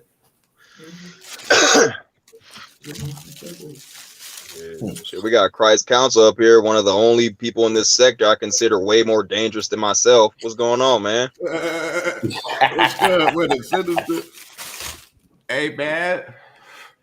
I ain't been doing but chilling, man. Watching King Curl smash people in that hockey. I'm thinking about picking me up a hockey game now, man. Hey, man. Having fun. I've been on Halo lately, man. Oh, yeah, man. I ain't touched it since March, man. Damn. That thing was such a disappointment to me. The new one ain't much better. I could be honest. In the beginning, it seemed kind of like it was, because I've been a diehard Halo fan since what, 2001 maybe, when it first came out. But they've been kind of ever since 343 took over and Bungie kind of let it go. They've been slowly but surely falling off. They try to add little things into it here and there, but you could tell they just copying a whole bunch of shit that they got on Call of Duty. Yeah, and Destiny. That's what that thing reminded me of. Yes. If I didn't already play Destiny, I was like, man, this is like a boots to the floor Destiny version of Destiny, man. That's just whack. That's just whack. See, them be the games I like to see y'all play, man, because I ain't got the patience to play it. I mean, I do, but I got to be playing it with somebody that know the game and can school me as we go. You know what I'm saying? I can't be playing it on and finding out what's going on myself tip. I get real irritated and just turn that motherfucker off, man. Yeah. Well, I mean, Halo's it's basic mechanics. You know what I'm saying? Halo's always gonna be Halo. The campaign is still it's all right. You know what I'm saying? It's all right. Lots of explosions, lots of gunfire and shit. Easy walkthrough. Yeah. Dig that, man. But see, that's the thing we talking about right now. You see how all of us got different tastes in what we play. You know, what we entertain by when it comes to video games. Yeah. But is that gonna make us treat each other? That's gonna make us disrespect each other and talk behind each other back because we don't like the same game? No, that would be weird. That's how foolish and weird these affairs on here be sounding to me, man. It's real crazy, dog. Like, wow. People like this actually, on this platform, man. They need it's people that really need help, man, and don't even know it. I'm serious, man. It's like a person And no conditions whatsoever am I talking about my girl who I was rapping with earlier. So she better not think that I'm talking about her. But a person came to me and told me that somebody is a messed up person because their house wasn't clean. And like they're an evil person because their house was clean. Yeah, like they're not a good person. They're not, they spoke of them in a negative way. They spoke of them in a way that you would speak on somebody you just seen steal from somebody else. Like, oh, you son of a, look at this bastard. This punk motherfucker, they spoke of him like they hated it. Now, my thing is this. I'm not on here to communicate with people about what they living conditions like, how they live. If they're not trying to share that with me or trying to talk about that with me, that's the least of my concern. I'm trying to find out what your brain land like. And I don't, for the punks on here, that ain't got nothing to do with nothing sexual. We talking about brain cells. I'm trying to see how that's working on here. I can give a damn less about what you drive, how much money you making. Don't none of that mean nothing to me. Don't none of that floats my boat. Don't none of that make me or break me. That's your business. And I treat my friend, I pick the people I mess with in real life the same way. I don't ask no nigga how much you make, what you drive. Ain't that a bitch? Man, yeah. I That meet shit a be nigga. weird as hell to me. Hey, I meet a nigga at the job and we cool with each other, and I ask the nigga what you drive. What kind of shoes you got? Is that some weird shit or what? Oh yeah. Yeah, it's weird. So it's like when I see that on this platform, I be like, wow. And then I can see it done by kids, Senator Saul. Yeah. People, in their 20s. I can see that. But dog, we talking about people older than me. This shit crazy, man. Yeah. Like, wow. Like, man, I be in awe sometimes, y'all. I ain't gonna even lie to you. And I shouldn't be at this point. It shouldn't even surprise me at this point, but it's like I'm getting more surprises like every other day, man. Yeah. And you know what? Honestly, go ahead, yeah, so. go ahead. No, go ahead. You go ahead. I'm about to turn on this light right quick. Go ahead, bro. I was about to say, honestly, like the majority of the bullshit that happens in this sector, like on YouTube in general, like a lot of it don't surprise me anymore because, like, it's like I said, it's all about perception. People want to be looked at a certain way, and if you threaten what they consider to be other people's perception of them, they're gonna do the best they can to try to discredit you or one up you in some sort of way. Like, oh, you old motherfucker. You call a nigga old. Oh, you old ass bitch. And it'll be like, okay, show me what your closet look like. Show me what your bank account look like. Why don't you show me how clean your kitchen is? Look, here goes a picture of a woman in my kitchen in lingerie. Let me prove to you that I can still get pussy. Then everybody think it's a man. Like, come on, dog. It's a lot of this shit don't surprise me anymore when people do shit. It's just like I just think to myself, oh, okay, so you're going down that road. You're going down that road with this. It doesn't surprise me you're doing it, but okay, this is the one you're choosing to. Yeah, it's like don't nobody know how to roast no more, man. Nobody know how to roast. What's wrong with you just calling a nigga ugly motherfucker? Yep. What's wrong with you, just talking about the shape of a nigga head? A perfect example. A perfect example. My bad to cut you off. Go ahead. Nuh-uh, bro, you good. Oh, I was about to say a perfect example of this would be, never once have I said I'm the best looking or even one of the best looking niggas in the sector. I only said, Ralph Bottles, I look better than you. You ugly ass motherfucker. I never said I look better than everybody else. I just said I look better than you. His response to that, because you know what he's doing now? These motherfuckers, he tried. First, what he did was he offered $500 for my docs. Then, didn't nobody give them to him. What was the next thing he did, Christ? Because I know you've been watching this shit. They took, because everybody knows I'm from Southern California. They went to some random light-skinned motherfucker's Facebook profile, took his picture, and now that's me. Even though you can see he's like 4 shades lighter than me because I showed what my skin color was along with my waves in a video. Even though you can see we're not even the same skin complexion, that's me until I prove it's not. How do I prove it's not? By camming up and showing them my real face. Right. All because I said, Ralph, you an ugly motherfucker, and I look better than you. This is where we're at now. Wow. This is what we're doing now. Well, this is what he's doing now. Ain't that a bitch? All because I said, you're ugly, I look better than you. I didn't say I was the best looking in the sector. Never did I say that. I just said, motherfucker, I look better. I know I look better than you. And that's where we at. Yeah, Ralph Ain't that a bitch? Man. and I mean, let's be honest. You know what I'm saying? When you sitting where I said every man is ugly, but it's some ugly niggas exactly. stand out more. You know what I'm saying? You got to admit that.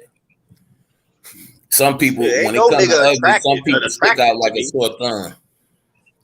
Yeah. Yeah, buddy. Oh, Rap. I don't even know how people even take him serious after that boy did him like that with that car. They don't. They don't. Nobody takes him serious. He looking for a place to live right now. Hey, man, they just went to his this place. dude got more subbies than me is a question mark over my head forever. I can answer that question if you're wondering why. No. I know why. He's been around way longer than me. Well, no, it's not even that. The thing is, yes, he's been around way longer than you, but he just recently got those subs. And the reason he got them is this. How many times have you watched somebody's YouTube video, you thought the video was good, and it was like an instant, you just subscribed. But then one day, like a few months after that, you're like, why the hell did I subscribe to this person? Then you remember, oh, it was that one video. Well, I only like that one video, so let me unsubscribe. What happened was Tommy came out finally with the Fatherless America movie. Ralph Bottles was the only one who streamed it. He was in the sector years before he did this. A tiny bit of people had heard his name because it was a weird ass name, Ralph Bottles.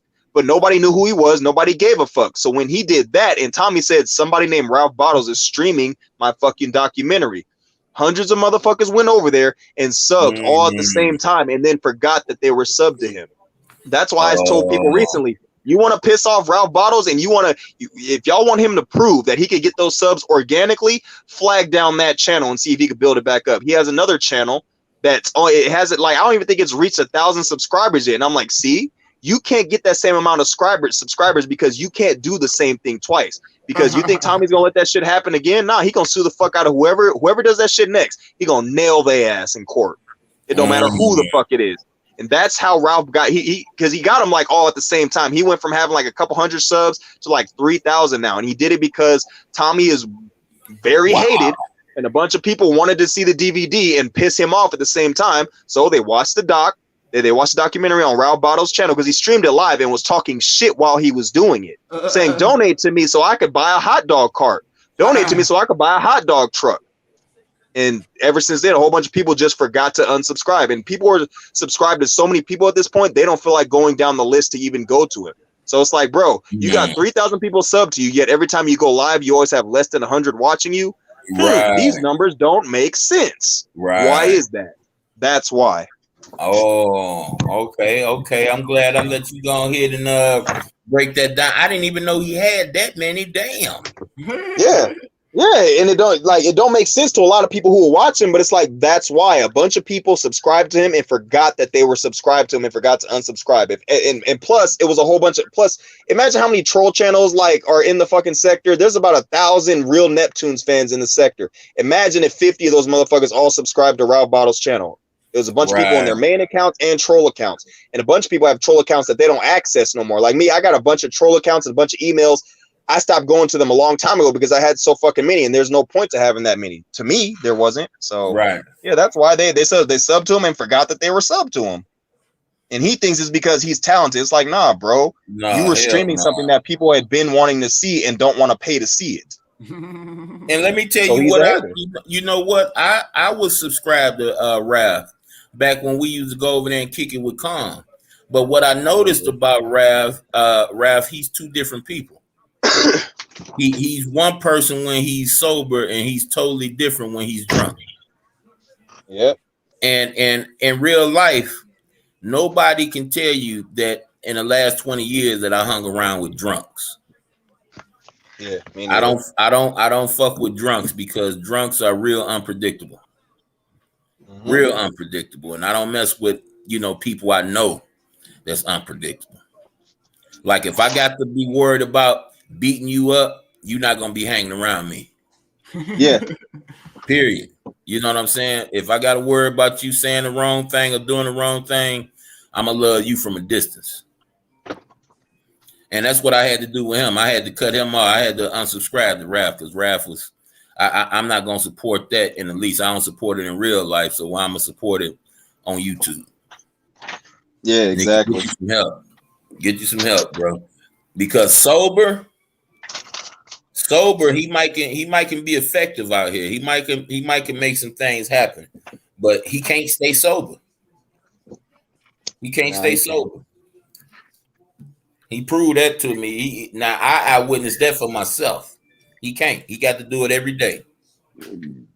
That nigga came online and admitted one time on a live stream. He said every day he gets off of work, he starts drinking. Those are his exact words. When I get off work, I start drinking. And I was like, bro, like you're just handing people ammo to use against you. Like I used that shit against him at least 3 times, like in the last month. It's like, bro, all I'm doing is repeating back to him what the fuck he said. It's like nobody showed up. Yeah, nobody put a gun to your head and made you say that. You just got drunk and said it like a fucking dumbass. Yeah. And look, that's the story for a lot of these people that just come out and attacking people on here. They usually telling you about how fucked up their life is. Pretty much. They usually, if you just let them talk, man, and let them do their thing without interruption, dog, they always tell on themselves. They always tell on themselves, man. Like Extra Fruity, man, like Tyra. Shit. Everything Tyra was putting on other people was him talking about his damn self. The thing that got me the most about him, that because a lot of the other shit I would just laugh off, but the one thing that actually bothered me was when that nigga was going off on his son, and because remember he had been saying for years, yeah, my grandkids is over here almost every day, almost every weekend. Come to find out, he ain't seen him in 2 years because Darius lost him. It's like, bro, you might as well just kept the first lie going. You might as well just kept it going. People thought you was seeing your grandkids and everything. Nobody could say different because it's not like nobody was in the Moore household. You exposed it, and it turns out. But his whole thing is he wants to be perceived as the motherfucker who only tells the blunt truth. He don't bite his tongue for nobody. But it's like, bro, you're lying. You lied about something very fucking serious. You said your son had a computer desk job or some shit like that. Turns out the nigga just got out of jail. That was a lie. Like, what the fuck? And for what? To be perceived to be some type of person for people on the internet, man? All about perception. That's why I tell people, like I've said it plenty of times, who I am on here is who I am in real life. Yeah. Like I've gotten into there's no reason for me, like, don't get me wrong, my wife fucking hates it and everything. But there's no reason for me to be, you know what I'm saying, fighting at truck stops and shit because somebody done said something to me I didn't like, and so I start going in on their ass to the point to where they want to fight. Last 3 fights I got into was all 3 at fucking truck stops while I was on the job. And it's like, because who I am on here is who I am in real life. I talk this same shit to motherfuckers shit in real life. That's why I'm like, bro, like a lot of these people, and then it's funny because you hear stories about some of them every now and then. One of them might even get pulled up on. It's like, you're not talking that shit you was talking about a month ago. Now it's different because you're face to face with me, right? Now we ain't got all these fucking states between us. Now it's different, right? And I can't stand that shit. A lot of these people on here are bitch made. And y'all know who I'm talking about, bro. It's like, cause it's a lot of people. Shit, they know who you talking about and feeling offended in a motherfucker right now. And mad at me because I'm entertaining it. And it's entertaining me. But it's the truth. It ain't like I'm lying. Now watch, I'm about to get about 2-3 more death threats tomorrow. You know what I'm saying? man. But I'm supposed to die tonight, according to a specific person. I ain't gonna say that. They know who the fuck they are. Yeah, don't All bring these no life goddamn into troll it. accounts sending me fucking paragraphs of threats and fuck you, nigga. Yeah.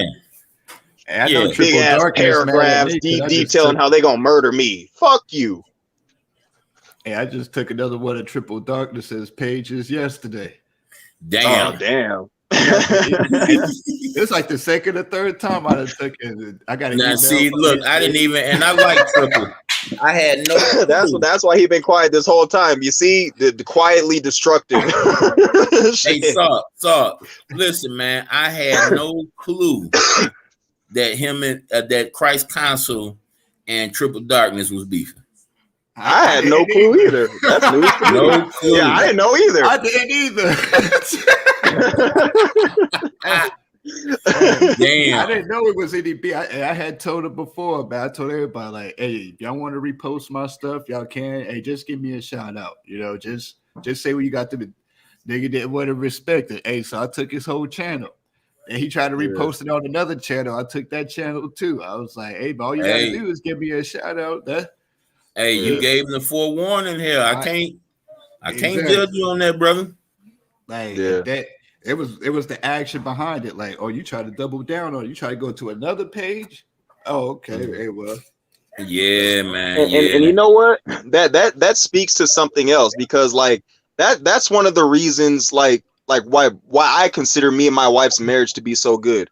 When you tell somebody not to do something, if they still do it after that, at that point they're blatantly disrespecting you. But if they don't do it after that, then it's like, okay, hey, I'm glad you're respecting me. I asked you not to do something. You didn't do it. Like, there's plenty of shit she asked me not to do. I no longer do it. And it's like that shit applies to many aspects of life. Because it's like, you tell somebody not to do something, if they keep doing it, that means they either they didn't have enough respect to listen to you when you first told them not to do this, or they're blatantly disrespecting you and saying, fuck you, I'm going to do me. I'm going to do it anyway. You know what I'm saying? I don't like that shit. So, I can respect that. You asked him not to do it and he didn't. So it's like, bro, every creative choice has a destructive consequence, no matter what it is. It don't matter.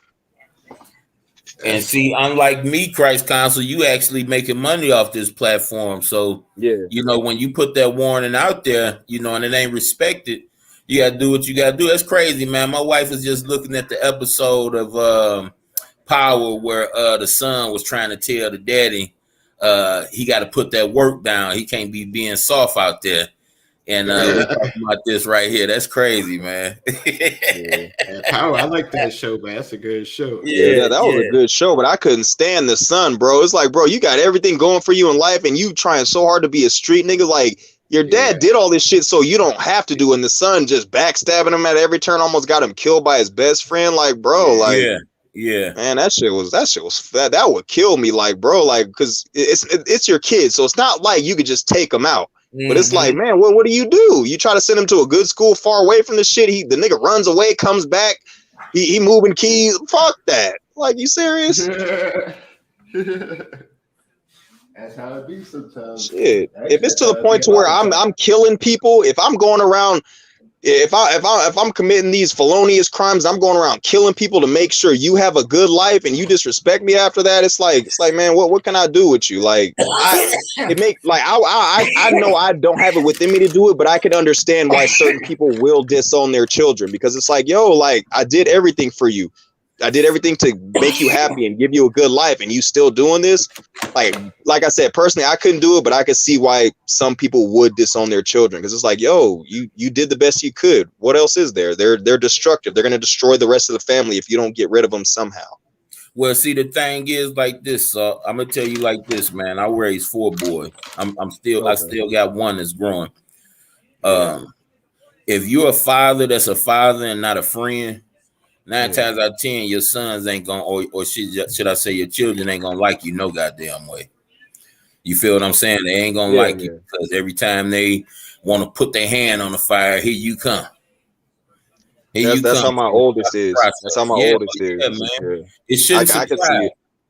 It shouldn't surprise us. You know, that's just the way it is. But once they see your stands, and once they see you still the same way you was when they was little, they see you still that same way and still taking that same stance while they grown men, then either they respect it or they get the fuck away from it.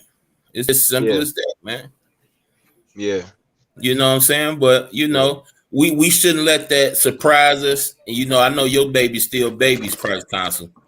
Don't let it surprise you, man. You know, because you know, you want to either, you can't be both. You got to either be the friend or you got to be the father. You know what I'm saying? And you're gonna get hated for some things. Yeah. And you know, as time grow on, if they got enough of you in them, it'll start to dawn on them as time go past who you really is and what you really represent. You just gotta let nature take its course, you know. I agree. But yeah, my boy's grown. I got two 20-year-olds running around here, man. Yeah, my oldest, they like, because I'm tall, and so you know what I'm saying, they tall for their age, and so I told my wife a couple months ago, because it's like I love my kids to death, and like even though I'm like the one who has to discipline them, like I really wish it wouldn't. I really wish it wasn't me who had to do it, because like when it comes to my kids, I got a real big soft heart, and so like I told my wife a couple months ago, I was like, man, I just wish. Like, I wish all of them would just stay 5 years old and I could just take care of them for the rest of their life. Like, because me, honestly, I really wouldn't mind doing it. I seriously wouldn't mind, like, dead ass. I wouldn't mind doing it if they all just stayed 5 years old and I just take care of them forever. Or if there was some sort of way I could just, because, man, you know how fucked, man, I ain't even got to tell you, I already know how fucked up the world is. If I could just put them in some sort of bubble to just block out all the bullshit. You know what I'm saying? Motherfuckers with attitude at the DMV. I almost had to smack a bitch yesterday at the fucking DMV because, well, I'm digressing, but anyway, you know what I'm saying? I just wish. I realize it's necessary to use tough love, because it's like one day I ain't gonna be here. If I was immortal, yeah, I would baby you all day, every day. But I ain't always gonna be here. I'm not, like, you got to be able to protect and defend and take care of yourself, because. Like I'm not always gonna be here. I'm not always gonna be that net. I'm not always gonna exist. And so yeah, it's hard, man. I ain't gonna lie. Being a parent is hard. I enjoy the fuck out of it. I enjoy the living hell out of it. I wouldn't trade it for nothing. But nobody could tell me this shit is easy, no matter what. I don't give a damn how you was raised, how much money you got. This shit ain't fucking easy. Shit, you a father, a counselor, a motherfucking a nurse. When they get scrapes and shit, it's like, damn, I just wanted a baby. I didn't want all this shit. You know what I'm saying? Yeah. All that stuff, man. All that stuff. Hey, and we'll take back a day, man. The worst day, I wouldn't take it back. Yeah. You know what I'm saying? Did y'all ever want to kill y'all ex-wives or your baby mothers? Baby mama? Yeah, one time. But I'm sure my wife has wanted to kill me a couple of times. Like I remember one time, because you know, California, we got fucked up ass gun laws. And I remember one time I was like, you know what, we need to just get a gun, get it registered and shit. And so, you know, we could have some protection. She's like, no, we can't do that. And I was like, well, why not? She was like, because sometimes you be making me so mad, I be wanting to shoot you. And I was like, okay, no, we ain't getting no fucking gun. You ain't about to, no. I'm good. Hey, we got a lot more in common than I thought, so. Got a lot more in common than I thought, man. That's my wife. Shit. How many years you got in, Sup? Well, we've been together since I'm 35 now, but I married my high school sweetheart. We got married 21. Damn. So yeah, I've been married a few years, man. Damn. That's what's up, boy. I'm coming up on 11 this month, man. Nice, congrats. Yeah, it was some kind of like the same thing you are going through, but we wasn't with each other. We was you know, away from later on in life, and it was like, okay. And then got back together eventually and did the damn thing, man, you know. Yeah. But kudos to you, brother. I'm trying to catch up to you, dog. I'm trying to catch up to you, youngster. Yeah, man. That's I wouldn't. I love my wife to death, man. Yeah, we've been together since high school, like 10th grade, maybe. Ooh. If I'm remembering it right, 10th grade was when we met. And then a couple months after that, we got together. And it was on and off for some years. Me being a young man, being stupid. If you young and good looking and shit, and I mean, I done did a lot of fucking bullshit. You know, back then I broke her heart a lot, and she would always take me back. And you know, when shit got like once we actually like grew up and shit got real and everything, she stood by my side, and it was like, yo, I plan on being a millionaire one day, and I know I could trust you, so I want you. You're gonna be the one to carry my children. Like I just decided one day, it was like, you're the one I want to be with, because right now I ain't got shit, and you still sticking with me, and you fine as hell, because she fine as hell. She a brick house. I'm like, you can have any dude. I know I'm good looking, but you don't have to stay with me. You could get you a fucking, you know what I'm saying? But you know, you find you a good woman, if she's down with you and she stay down with you. The way I figure it is this, because I always tell people this.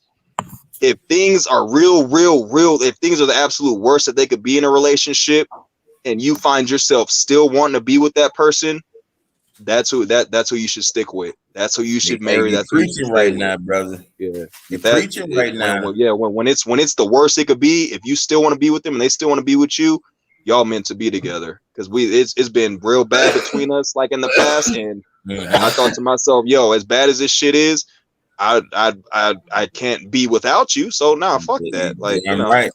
Whatever need to be done, gonna be done. God damn it. Yeah. You know. Hey, now that's why I always make it my business, Sinister Salt. I always make it my business to tell people age ain't nothing but a number. Yeah. And here it is. This dude, I'm 9 years, this young brother's senior. And he's spitting these facts, man, like, man, I can't disagree with nothing this guy just said, man. None of this guy just said. I can honestly tell as a married man, he putting in work. He fighting a good fight. And that ain't to say nothing wrong with nothing about you, Christ Counsel. You know what I'm saying? But he's fighting a good fight, man. You dig what I'm saying? Because you really, you know, you got to be in it to understand what he just said. You got to be in it. And it's a bit, you know, hey, it comes with its bruises, with its bumps and bruises.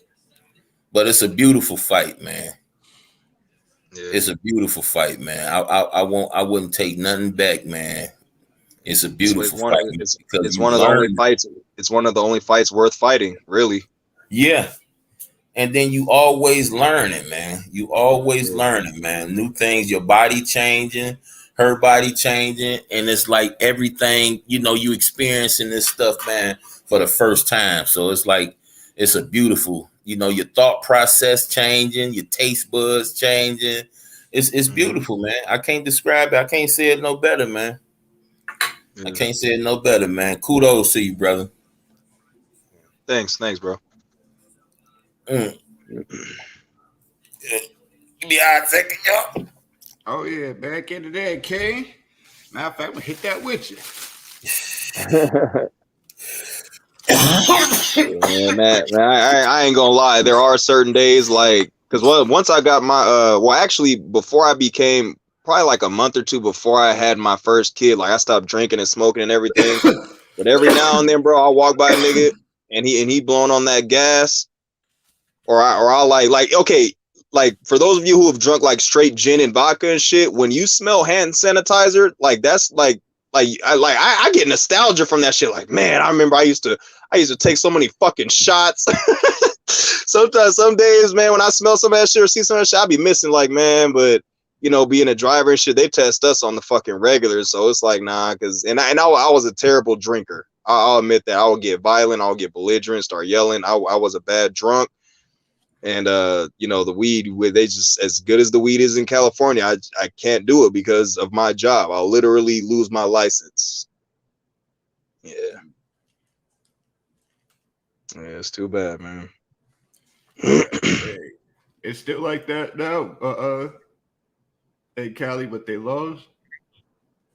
Oh well, as far as being a commercial driver goes, yes, they like at the company I'm at, they test us once a month on a random ass day. Like everybody gets tested all the time because they like they don't, as far as commercial driving goes, they don't play around with that shit. They don't want you smoking weed. They don't want you under the influence of anything. Like I've heard of people even getting in trouble for having like a bottle of cough syrup on them, like actual just like the over the counter shit, like some regular ass Dayquil or some shit like that. I don't know if the stories are true, but the way they do things now, because they're adding more rules like every fucking year. I wouldn't doubt that shit was true, bro. Like it's ridiculous. Because you know so many people are trying to move shit across the country. They want people to be fucking solid, like. Yeah, they no marijuana, no alcohol, no type of nothing. Yeah, they doing all type of shit to crack down on that. Like for real. That's why it's good to play it straight, man. You ain't got to worry about nothing. Yeah. Anybody did something wrong, it ain't got nothing to do with you. Yeah. So hey, that's why I say, man, people think doing good is going out your way. Mm-hmm. It ain't going out your way. It's just making your way a lot more simpler. Yeah. You feel what I'm saying? Yeah. You just doing what you're supposed to do anyway. Yeah. You know what I'm saying? So, but when it comes to doing stuff on a, little extra sneaky little shit. Yeah. That's when things get a little bit sticky. That's when you want to start using your thinking capacities. You know what I'm saying? Like, man, that's when the stress start hitting you and shit, man. You know what I'm saying? And man, my life been so beautiful, man, since I just stopped doing all the crazy stuff. You know what I'm saying? Yeah. No stress under no conditions. It's like beautiful, dog. I ain't got to worry about no woman knocking at my door. I ain't got to worry about no arid, jealous nigga coming to bust my car windows out or nothing. It's like it's beautiful, dog. It's like protection, dog. Yeah. You know what I'm saying? It's like, why would I? Yeah, I feel you. Why would I do anything different than this? Why? Just don't make no sense. Yeah, I feel you. But yeah, man, I gotta get back to it. I'm about to drop down. It was cool chopping it up with y'all. Hey, Christ Council, in the private chat, I dropped the email. Email me, bro. I gotta talk to you about something. Oh, definitely. I see you right now. All right. That's what's up. All right. That's what's All up. right, peace out, y'all. See y'all later. Y'all be safe. What's up, man? Be safe, brother. Yeah, peace out. Yep. Dig this, so Christ Council. I was looking at some videos earlier, bro, and I was looking at the dudes in the video. They was all sorority. Well, they didn't let it be known as sorority, but I seen some of the tattoos on them, and I recognized the signs. So, I'm looking at like all the blood. I'm looking at all the time that it took to put all that ink all over these boys and women. And I'm thinking like, that's a lot of blood being shed just to look pretty. You know what I'm saying? Just to get something beautiful put on you. And I was associating that with, it made me think about something. I was thinking about in 1 Kings 18:28, when it was talking about when Baal, I think it said Baal versus Jehovah, where when they was giving worship to Baal, they would cut and slice their bodies. And they said it was a custom to what they did at the time. So I'm thinking like, because it was one thing, hey, Fat Daddy, turn it down a little bit. Because it was one thing said about all the many tattoos. A lot of them was said to be doorways to the demons that was possessing the beholder. Because a lot of those signs on these people are indeed signs of the occult. Now, even though you may have got it because it looks beautiful, you understand, Christ Council? Because you may have got it because it looks beautiful. It still don't change the significance of what it is and what it was way before you thought about putting it on your body. Yeah. What you think about that? I agree with that 100%. That's no different from them trying to say that when I be seeing people do certain hand signs and stuff like that, and people be like, "Oh no, that just mean rock and roll, or that just mean love." Like you can't put your own meaning on what something that has existed for thousands of years, and now because somebody get up on stage and they say that this mean rock and roll, that's what it means today. These That's a hands, good example. these things had meanings long before before we even existed. And it's like, who are you to come along and say, well, I did it because of that, so that's what it means. Yeah. Now you can say that, but it still ain't gonna stop what the portal you put on your body. You see what I'm saying? It still ain't gonna stop what happens when you open those type of doors. It's just like you don't know nothing about the spirit realm and you go playing with a Ouija board. Yeah. Then you go play with that Ouija board. Then you wonder why you seeing flashes out the peripheral of your goddamn eyes every time you sitting somewhere. See, you open the doors. When you communicate, see, that's how the spirits communicate with the flesh. They show you shit that you wouldn't normally see. Depends on how deep you go. They can do a whole lot more than that. In fact, you got a very prominent Freemason that gave the secrets on how to make a demon do what you say. I think it's called The Secret Teaching. I did a video about it. I had this little picture up here on the screen. I can't remember his name, but he gave you a step-by-step on what to do to have the demon do what you tell it to do. And guess what one of those things involve, brother? Guess where they get the idea that these stars sacrificing their people, their relatives? Guess where they get that from? Educate me. They get it from this book I'm telling you about right now, The Secret Teachings. Because in his little directions, it tells you that one of the things you have to do is give up or sacrifice one of your loved ones, someone you're close to. And it damn near say that verbatim. I think it's called The Secret Teachings. I'm gonna go back and check my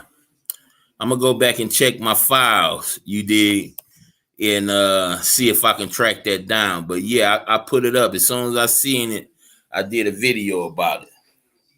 But see, that's where they get the idea from. So don't think that idea, and I ain't talking about you, Christ Council, anybody that's listening, don't think that people just conspiracy theories just came up with the idea that this is what they got to do. It's in the instructions. And see, what you got to understand is that it's not only the high-ranking Freemasonries that's into this type of stuff. You got all type of factions, all type of congregations that's dedicated. You understand what I'm saying? And for every church you see, imagine 10 more congregations dedicated to Satan. They showed you a long time ago the nigga that was on Phil Donahue, the Satanist that was on Phil Donahue was one of the head military men right now. Remember the nigga with the scary eyebrows, man? That nigga is a head man in the military right now. He was in the Church of Satan then. Niggas think this a joke. This ain't no joke, man. They trying to communicate to you. And the military, they be leading in technology, buying, investing in future technology, man. Bro, the military is everything. Check this out. This platform we on right now, this is military.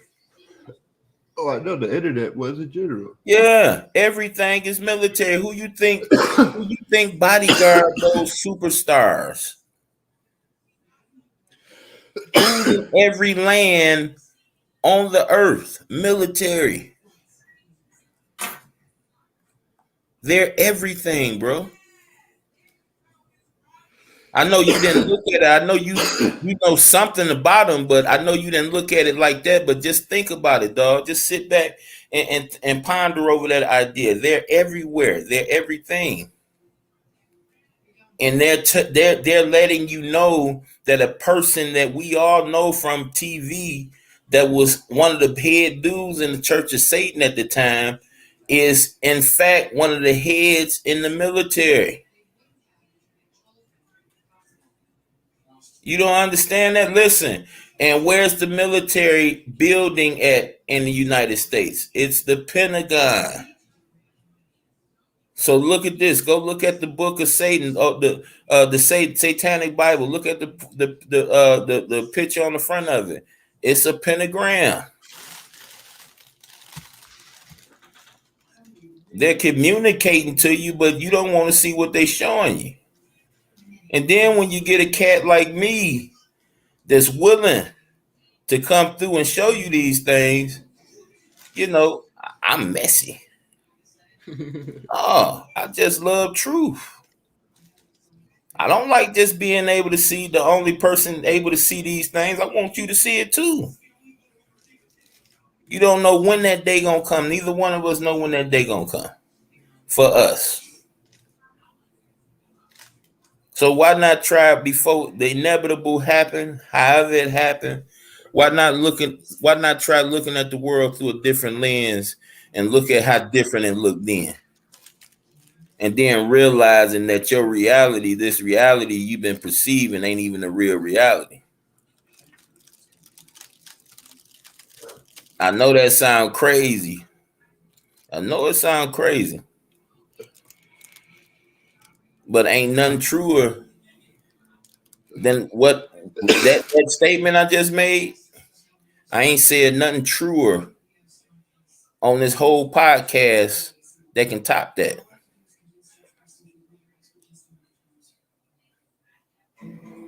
This is they talk about assimilation, but it's way more complex than any simulation could be.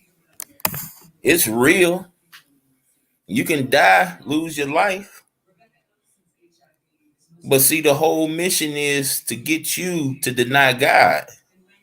You can think it's about something else, but your whole existence ain't about nothing else but that. You're being given the opportunity to choose. Now, you got people that's been took at a young age. You got people that got took out the blue, sheer accidents. See, those people are promised resurrections because they didn't get a chance. Those people are already living. I know it's kind of, and that's what we're going to get back to Christ Constant. I know, they're asleep, but they already promised a resurrection. So in God's mind, they already alive. They're just a thought. And when he speak them, they're going to come into existence. Not as zombies, as the people that left. They're going to know they're them.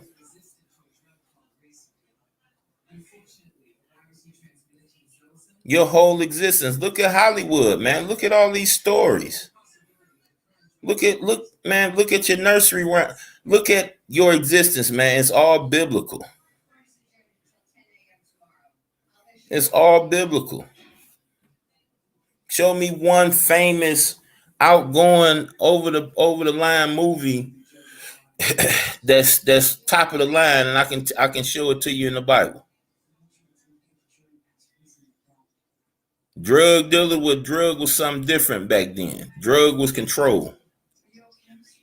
And of course they had other things, but wine was good enough.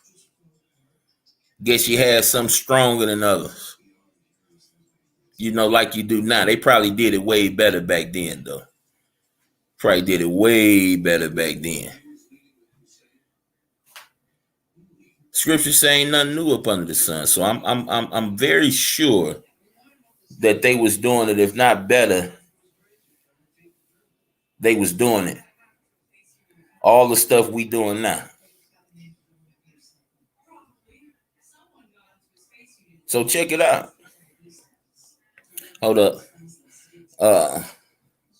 The cornu hand signs with index finger and pinky pointed out, and the thumb over the middle to the fingers.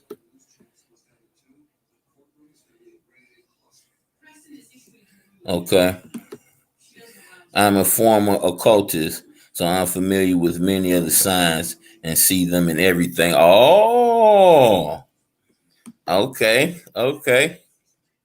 Yeah. Nothing new at all. Everything repeats. Yeah.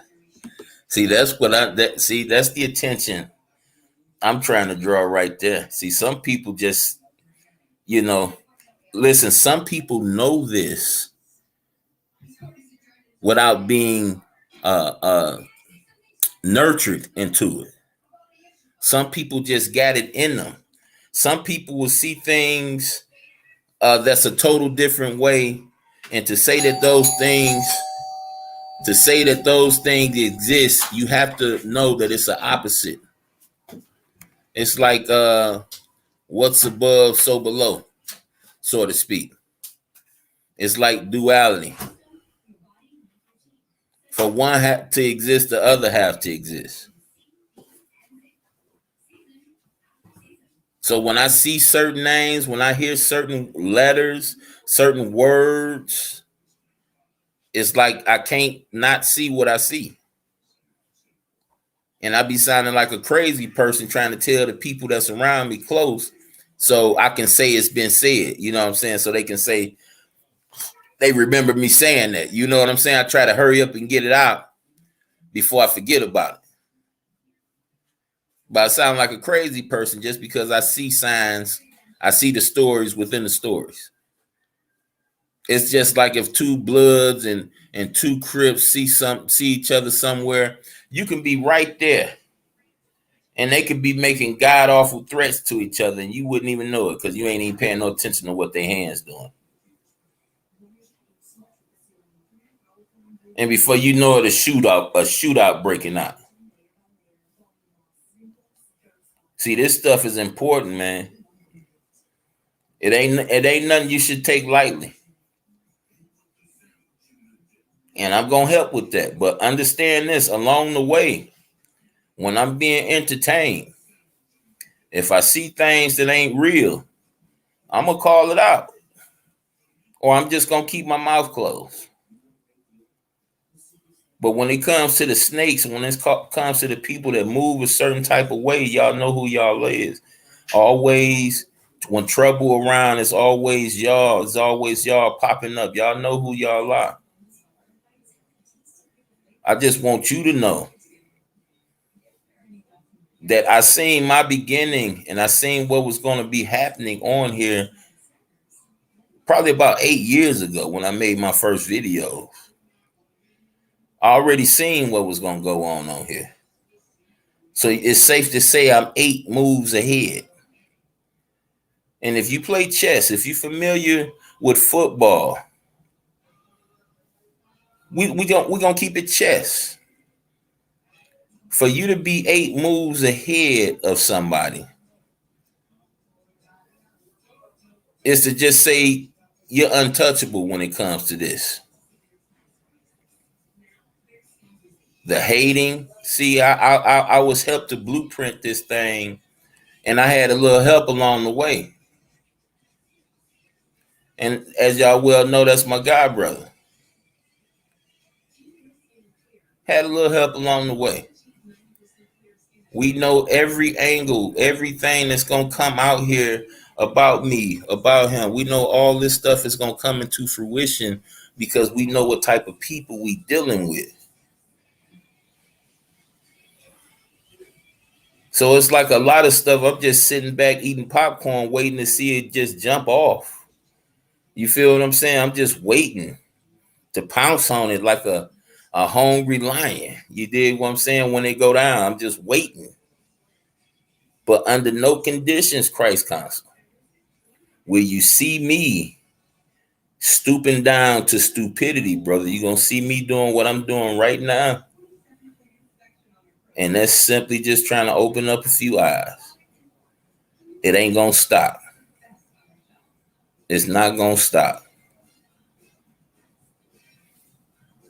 So, you know, the people that hated on the funds, the people that, you know, accuse me of being something that I frown upon, hypocrite, you know, whatever.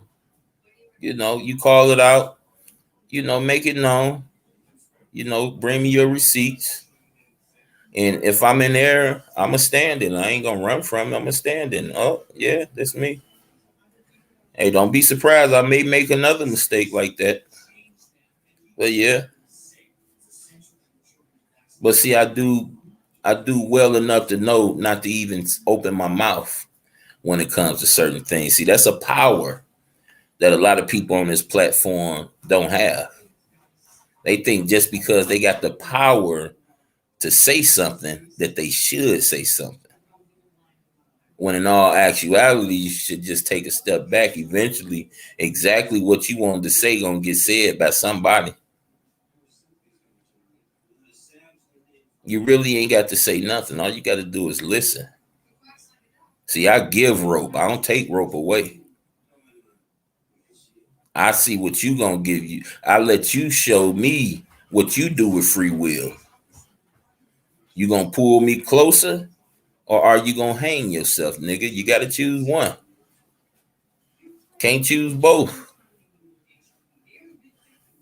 Are you gonna get closer to me, knowing what I'm about? Or are you gonna use that rope to wrap around your rabbit ass neck and hang yourself with? Totally up to you. Christ counsel you about what you about. You have your little squabbles on here with people. I don't judge you for that. You do what you do for a reason. Who am I to come along just because I get along with somebody you have a squabble with and judge you about what you do? Hey, you'd be surprised how many people do that, though, K. Look at this guy, man. What up, now? Yeah, what's good with it? Yeah. Oh, you on that breaky break, man? Yeah, man. These motherfuckers tripping. I'm about to dip on their ass. Yeah. Hey, you can do that. Hey, I feel that. I feel that, man. I feel that 100%. All right, I'm about to slide out on these. Everybody won today. I ain't call. Look, Call of Duty and GTA is calling my name right now. Hey, I be like, man, I got a blunt waiting for me at home right now, man. Y'all out here playing. Yeah. Hey, Vic, you about to pull off another 10-hour roll? All right, now I might as well. Shit. You know, the fucking snowstorm is tomorrow. Shit, you know, it was so funny, right? I didn't even, you know how you get on the game, you don't even realize you be playing that fucking long. You know what I'm saying? It's like, you know, if you ain't got shit to do, like you done took care of everything you needed to take care of, you know what I'm saying? Yeah. Hell, you know, shit. Look, we didn't, you know, cleaned the house, goddamn, fed the dogs, nigga, shit. You know, washed the clothes. Look, I did everything you wanted to do. Shit. I ain't seen that nigga on that game like that since St. Andreas, man. I ain't seen him on that since St. Andreas. Nigga, we had the PS2 on Burgess, nigga. Shit, you know what I'm saying? Nigga, I had like 8 motherfucking PS2 games, dog. I had a whole rack of them bitches. A whole rack. Man, I've noticed a lot of people been getting on GTA lately, man. It was like a out of nowhere, a whole spur everywhere I look. Yep. It was on Instagram, Snapchat, YouTube, man. I'm like, damn, everybody hopping on GTA now. Yeah, man. That's the new YouTube around this piece, man. Yeah, man. Hell yeah. Motherfuckers making thousands of videos on that GTA, like non-stop. Yeah. I'm subscribed to a lot of them too until we start playing. Mm-hmm. Yeah, that's okay. I said I'm about to hang with these boys. Once I figured out how to fucking shoot, I said, oh, okay, that's all I needed to learn. All right. I had been off of there for a while, but I was surprised, man. Like, yeah, that lobby popping, nigga. Them lobbies be full. Lobbies be fucking full. Always go 24 hours a day, nigga. You know, one day I woke up late, I woke up early, like around 3-4 o'clock and some shit. And Next thing I know, dog, I looked up, nigga. Yeah, every nigga, 30 people, nigga, max rooms. Yeah. Hell yeah. Fuck Hell yeah. Oh man, the kids are so funny on that motherfucker. They listen to them damn kids talk they shit on that, man. Oh man. Had me and my wife dying laughing, boy. Hell yeah. Man. Badass little kids. Bad as hell. Man, everybody keep getting back on GTA 5, man. They ain't gonna have no reason to put out that new GTA. Man, shit, they better hold out for another year. Man, we having fun on that motherfucker right now. This been the same GTA for since Xbox 360 and PS3. Yeah, I think so, man. This thing has been out for a long time. Yeah, this boy been out for a while. I had it for a year before I started playing. Yeah. Hey Vic, man, your people pissed off at you, man, that you ain't been going live, man. What the hell? I was live today, so I don't know what the hell they pissed off about. Okay, they could be pissed, nigga. I was live today. All right, look, nigga, replay up. I don't know. Yeah, I you know, every time I think I miss a day, I look, nigga, and I was live the day before. So I don't, you know, every time I think I miss a day, nigga, it's a day already up. Okay. Yeah. I don't think I missed a day. Nope. Not one day. Damn. Okay. I ain't missed not one day, big bro. Like if you look at my pattern, I upload and shit, nigga. It ain't no videos where you see like it's like a month or 2 weeks or 3 weeks. You know what I'm saying? Right. Only way that shit happen is if I get flagged. But nigga, I ain't caught no flags in a hot minute. I've been following the laws, you know, and bending them shits when I feel like it. Did man. That's hell yeah. You about to get ready and get up out of there? Oh yeah, nigga. Shit, I'm just sitting here chilling, letting the car warm up. Shit, hell yeah. Hey, it's messed up, man, but he can do that. You know, I like the fact that you know, people, you know, I feel like Rumpelstiltskin. Nobody has said my job's name yet. You know? Yeah. They just waiting on me. They just waiting on me to get fired. I'll probably just make that a title. Okay, I'll just put up a title saying I got fired. Nigga, and be sitting there playing the game and just let the trolls just go ham in the motherfucking chat. Yeah.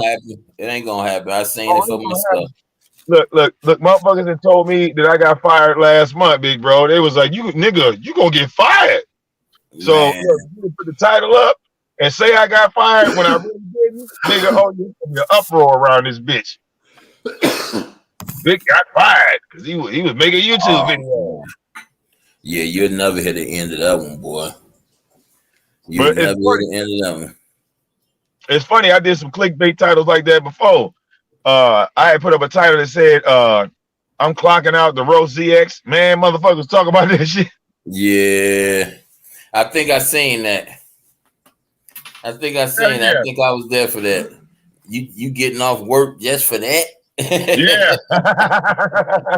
Hell yeah, I'm gonna cook this nigga. Yeah. I said, hell no, man. Then go back to work the next day, bitch.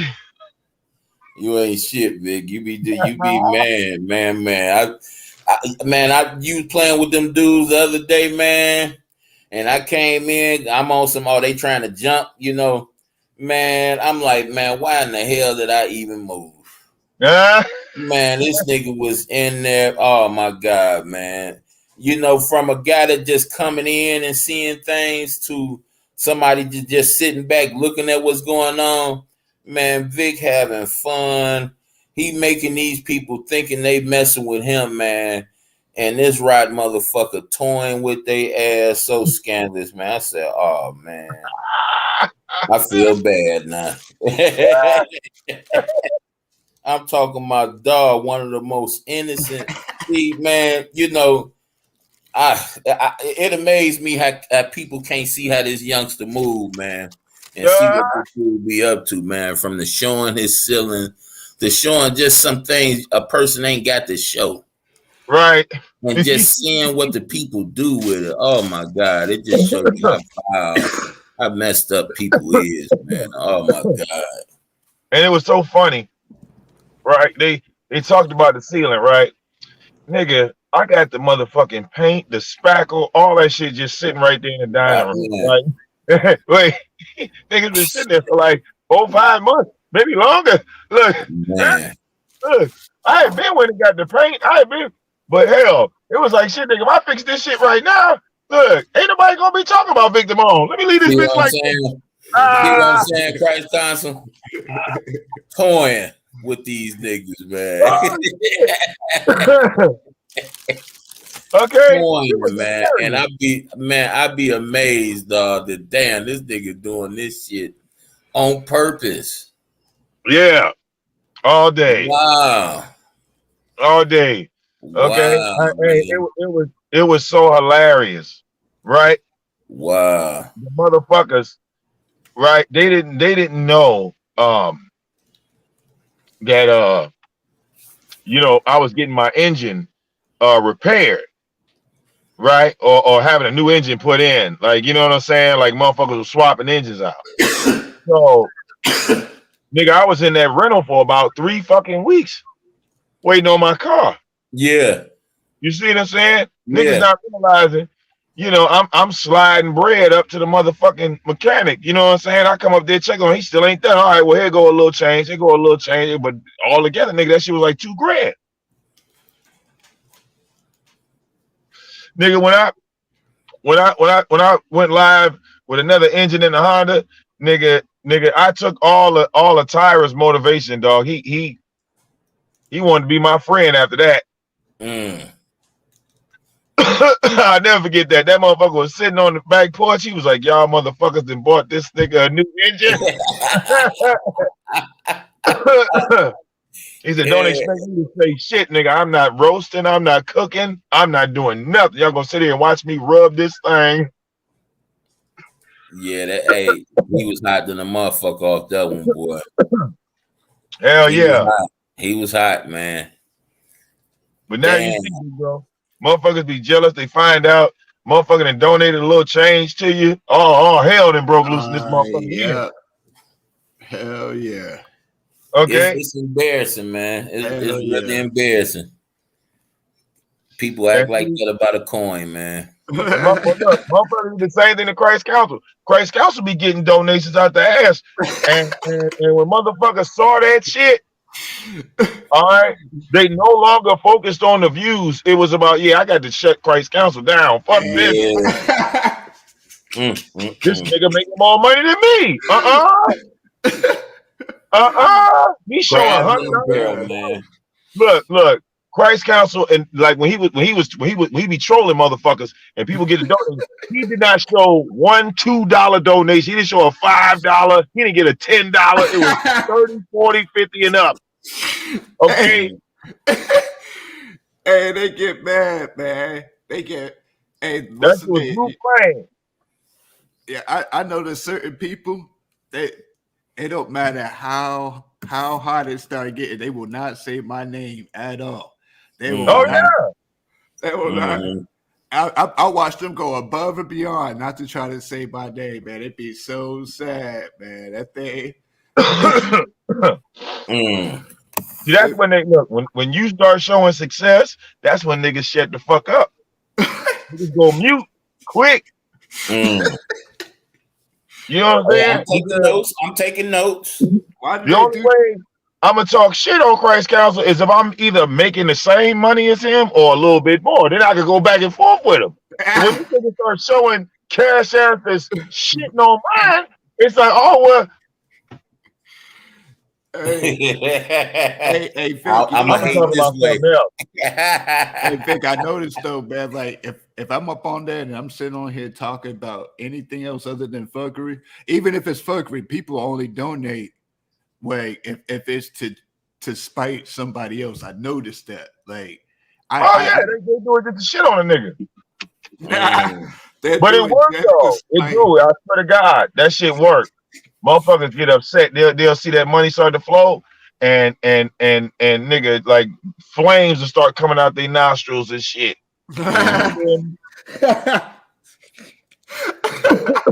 The hate be that bad, man. Flames. Yeah, nigga. Motherfucking flame. Man, I've noticed so many people who there's a lot of people who I even know of to this day because of they used to hate on Tommy, and like that just because I would be looking up videos on Tommy and hear other people's commentary on it, I've noticed like a lot of people started their whole YouTube careers like that, man. Like, and I've noticed to this day, man, like a lot of them that's all they still they just be obsessed with that dude, man. Super obsessed with him. Like I could not watch him for like 2 years, man. And I'll check it on some other people, man. It's like that's like that dude, man, Tyra, man. Well, I just remember like motherfuckers was showing mad love to Christ Council when he was going to Styles. But then all of a sudden, when the money started coming, then he became public enemy number one. Just like that. When that nigga was making them Styles videos and he wasn't showing no money, oh, it was all good then. Oh, yeah, man. Oh, let's go to Christ Council. Follow Christ Council. Motherfuckers was saying this thing. I remember I didn't even know who the fuck Christ Council was. Motherfuckers was promoting this nigga's name. Oh, yeah. Hey, look. Songs. It was songs based about fight Christ Council first. Fight Christ Council first. And all of a sudden, I look up. Now Christ Council's a bitch. Now he's a whole ass nigga.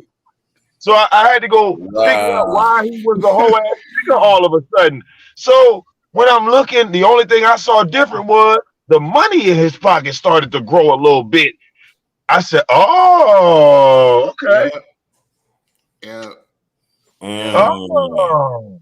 And that's what I was talking about, Kenya. As soon as you started getting them donations, man, like, you know, people started flipping on you immediately, man. Yes. Do that to everybody, man. Oh yeah. Oh, we got to hate on that. Hate. Damn. No, man. Hey, I guarantee you, Christ Council. Hey, you picked a big one to come. You picked a real good pick to come around, bro. Because you ain't got to worry about that shit with me, bro. I want to help you get some more. That's why I like chilling with you, kid. Because you know I ain't never got that energy. I ain't never. Hey, I want to help you get some more, nigga. When King Curl, I remember he got his first donation. Right, somebody donated to me to give to him. Right, nigga, I got in my car and drove that shit to his fucking house. You feel me, dog? On some real G shit. Ain't get this nigga no excuses. Ain't tell this motherfucker. Oh, dog, I'll bring it to you next week. Nigga, no. Hell no. I'm like, nigga, you at the crib? I'm on my way. Real talk. Yeah, that's what's up right there, man. It's like, okay, this nigga stay a half hour away from me. Nigga, look, I went all the way to his goddamn house. Yep, I'm on my way, dog. Real talk. And it was a concert across the street. Yep. Yeah. Shit was popping down here. So shit, like, yeah, all that hate, it don't get you nothing in the end. No, it always backfired, man. I ain't jealous of a motherfucker. Nobody. No, you know sir. What I'm saying? No, sir. There ain't been one person on the planet that then showed me some materialistic item, and I said to myself, ooh, I want his. There you go. Yeah, exactly. There you go. I want his. I want that one. The one he got in his hand. I like if anybody showed me some shit, I'd be like, wait, what store you buy that from? Oh, okay, I'm gonna see if I can't get one for myself. Yeah, exactly. Mm-hmm. See, I don't even want one like yours. That's the type of person I am. I don't even want one like yours, nigga. I just like that. I got to think of something a little bit better. I got to think of something that, that makes me feel comfortable with imitating that. You know what I'm saying? Right, look. My own style, goddamn me. I don't want no another nigga swag. You know? I hear these niggas talking about some, I wear this, I got this on. Ain't no way in hell I'm about to brag about at this age, bro. Ain't no way in hell I'm about to brag about another nigga's name being on my ass or foot. Well, you know what's so funny? That's some shit we did in the 80s and the 90s. Yeah. Right? Yeah. when we was in middle school and high school. I like you That said the wasn't 90s. I like that. Yep. because Absolutely. look, because we didn't have no internet. All we did have was that label brand, right? Mm-hmm. And Mm-hmm. it was only like 10 brands. It wasn't no motherfucking plethora of brands, nigga. You know, Mm-hmm. it's like back in the days, nigga, you either if you was stylish, it was Nautica, it was Guess, it was motherfucking Pepe. Fly, it was Tommy Hilfiger, it was Ralph Lauren and Mark Buchanan. Oh, and Mm-hmm. Jabot, right? The Mm-hmm. Jabot jeans. Mm-hmm. So that was our little category, right? The FUBU and the Carl Canal, all that shit came later on. Mm-hmm. Closer to 2000 and shit when niggas was trying to come up with their own little brands and shit. Oh, they had that Gucci too. Well, no, Gucci wasn't even in the hood then. See, Nah, the I said thing was, Gucci. see, look, the brands that was respected in the hood were all the white brands, nigga. Timberland, all the motherfuckers, all them brands was highly respected in the black community. like nigga, Nike, you know what I'm saying? All them Adidas, Mm-hmm. Puma. all them brands was heavy in the black community. So if you had that shit on, that's how a nigga would know that you had some money or your family had some money. Mm-hmm. Because you would wear this shit 24 motherfucking 7. Mm-hmm. And every time we looked at your tags, it was the real shit. Mm-hmm. But nigga, this is 2022. Don't nobody respect that shit no more. Right. That's not even a rule in the street. Motherfuckers wearing their own designs in 2022. Like you know, even the younger kids. These younger kids don't wear Tommy Hilfiger. They not shopping in Macy's. Mm-mm. You feel me? They wearing some old Lil Wayne shit or some motherfucker, you know, jeans ripped all the fuck up. Remember that shit back in the day? We laughed at your ass. My line, girl. Mm-hmm. Yeah. The styles they wear today with your jeans weird up, nigga, that meant you was poor. Mm-hmm. If we saw you with all them fucking holes and patches on your shit, nigga, you was gonna get dissed from the time you walked out the door to the time you went back in that motherfucker. Ain't nothing new up under the sun. Real talk. Okay? Same And shit. And They look, just making skinny jeans now. right, nigga. Look, you couldn't wear nothing tight, nigga. You would get roasted, nigga. Nah. Wearing some tight ass shirts. Roasted, tight nigga. ass. You get beat up. And that too. You get beat up, nigga. You talking about roasted? Okay. Well, look. Hey, look. The shit talking would last longer than the ass beating. I promise you. Yeah. Oh yeah. You feel me? Oh yeah. Definitely, because you got two of them combined. So yeah. Oh yeah. Right. You definitely gonna be a legend in the ass whooping department. Look, Definitely. bright ass colors. We didn't do that shit. You couldn't wear nothing bright. Mm-mm. No. Hell yeah. Well, I know, dog. I know what was up. You feel me? Mm-hmm.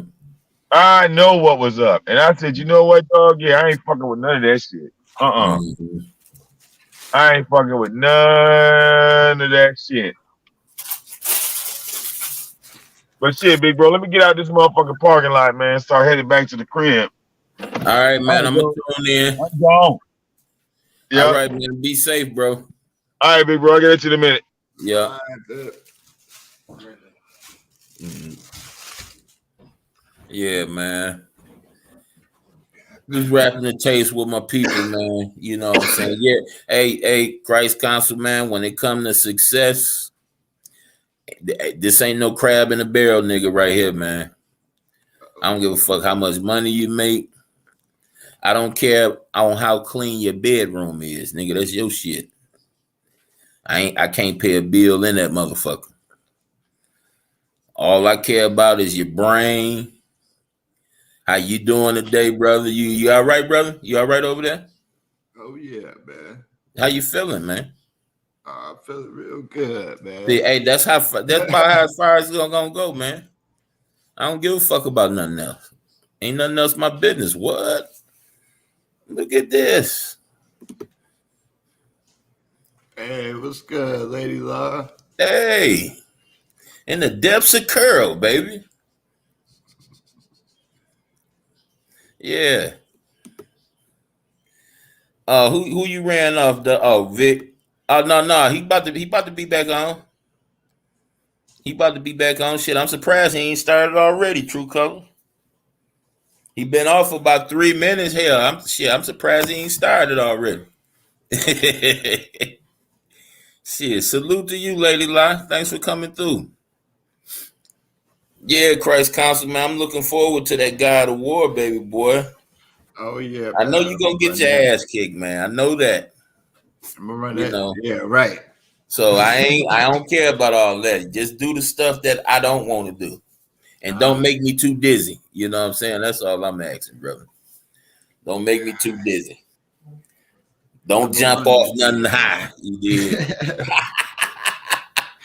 They didn't get you out of the VR headsets, King. No, I ain't putting that on. Big tried to get me to put that on when I went over his house. I ain't putting that shit on. Hey man, you try to stay out, man. That beast ain't about to play with my eyes. You don't be seeing that shit in your dreams sometime, nigga, when you just sitting back relaxing. Memories of that shit don't pop into your head, nigga. Hold up, don't answer real quick. Think about it now. What you mean? You know, like you know how when you sit back, you know how you can reminisce on games you didn't play, you probably had a hard time with, and you just sitting back relaxing, just all of a sudden you think of that and think of a better way to do it the next time. You know how when you just sit back, you just brainstorming and shit, you know what I'm saying? That shit ain't never popped into your head, that VR play. Nah, more so real video games or regular video games. Like that Call of Duty. What happened to the other? That Call of Duty, that one right there. Oh, Man. you about to sit right there? Yeah. Oh, yeah. Yeah, I mess around with that Call of Duty, man. I don't know if I ain't got the paid stuff though. But I got the boards that come with it. Warzone, that one is free. Yeah, I got that. I got the Cold War. I got the Warzone. And it's another one. That's the story map. That's the story map. Mm-hmm. Okay, which ones that pay online? Which one the story map? The Warzone? The story map is the one you gotta pay for. Warzone free. Oh, okay. The story map you gotta pay for. Yeah, Warzone you just hop on, build your weapons up. Okay. Yeah, well, I got you know, I messed with the Call of Duties, but I just you know, I wasn't really nothing at the human versus human part of it. I was always like a zombie, you know, the zombie dude, you know what I'm saying, that like to kill the things that can't shoot back at you. You did what I'm saying, but I wasn't really, you know, I can't brag on nothing I did as far as human versus human. Nah. Vanguard, what's that? That's the story mode. That's the story mode? Oh, okay. That's the one you gotta pay for. And if you want to be online on zombies, you gotta pay for the pass. On PlayStation you do too? Mm-hmm. Oh, hell no. You gotta pay for the Call of Duty pass. Oh, hell no. You gotta pay money for season pass. Yeah, on top of your membership already? Yep. Oh, hell. That's how they get you, King. Oh man, they ain't getting me. Then they got all type of packs and stuff like cold guns. They give you extra abilities and stuff that you think you got to pay for. Oh no, no. You could play and earn a lot of that stuff. But sure, I get on there and play the human versus human aspect of it and see what's going on with it. You know what I'm saying? I ain't played in a while. Like open world. That's what I'm trying to adapt to on the GTA, man. Because I got that Red Dead Redemption 2. I ain't even gotten off into that good. I got that. You mess with that Red Dead Christ console? I got it, but I ain't played it. Yeah, I ain't played it neither, man. I got the part 2. Yeah, same. Yeah, I ain't played it, man, but I got it. Me and some people from my job was supposed to get on there, and we kept on missing each other. So, you know, it just never got played. We'll meet up for the NBA, and when it comes to the Red Dead, we always made the date, and only 2 of us show up out of 4. Supposed to been making our own clicks and shit like that, man. We ain't did nothing, man. But yeah, man, shoot, I got the game, shit. Whenever you know, we go down through that, man. Shoot, just we should just get a lot more organized with it though. Like say we get together like once or twice out the week with it if we do get together, you know what I'm saying, and get on them. Just organize it a little bit more, you know what I'm saying? Wake up, CC. That bag ain't got to you, man. What you doing? Reading something on the screen, man? Because them eyes ain't got little than a motherfucker over there. Mm-hmm. Oh man. Reading something on the screen. Yeah. Or what is that? The Chinese boys. You got the Chinese eyes over there, man. Yeah, man. Oh man, it's that good, man. That's what's up, man. The volcano. Yeah, and anybody, if you ain't, man, make sure y'all sub to my man's channel, man. Very talented young brother. You know, I looked into a little bit of his work, man, and I'm gonna see what I can do, man, to get him through here, man, because these boys making these albums, man, and they coming to the realization that they can get a little bit more notification with a little bit, you know, some visuals working with them. You know what I'm saying? So definitely gonna try to hook something up with you on that, Christ Council, and you know how I do it over here, man. Your word is everything, man. So anything I ask of you, when you give me that price total, we gonna take care of that up front. It ain't gonna be no half and half. You give me your word, you gonna see it through the end. I'm gonna take that word. You understand what I'm saying?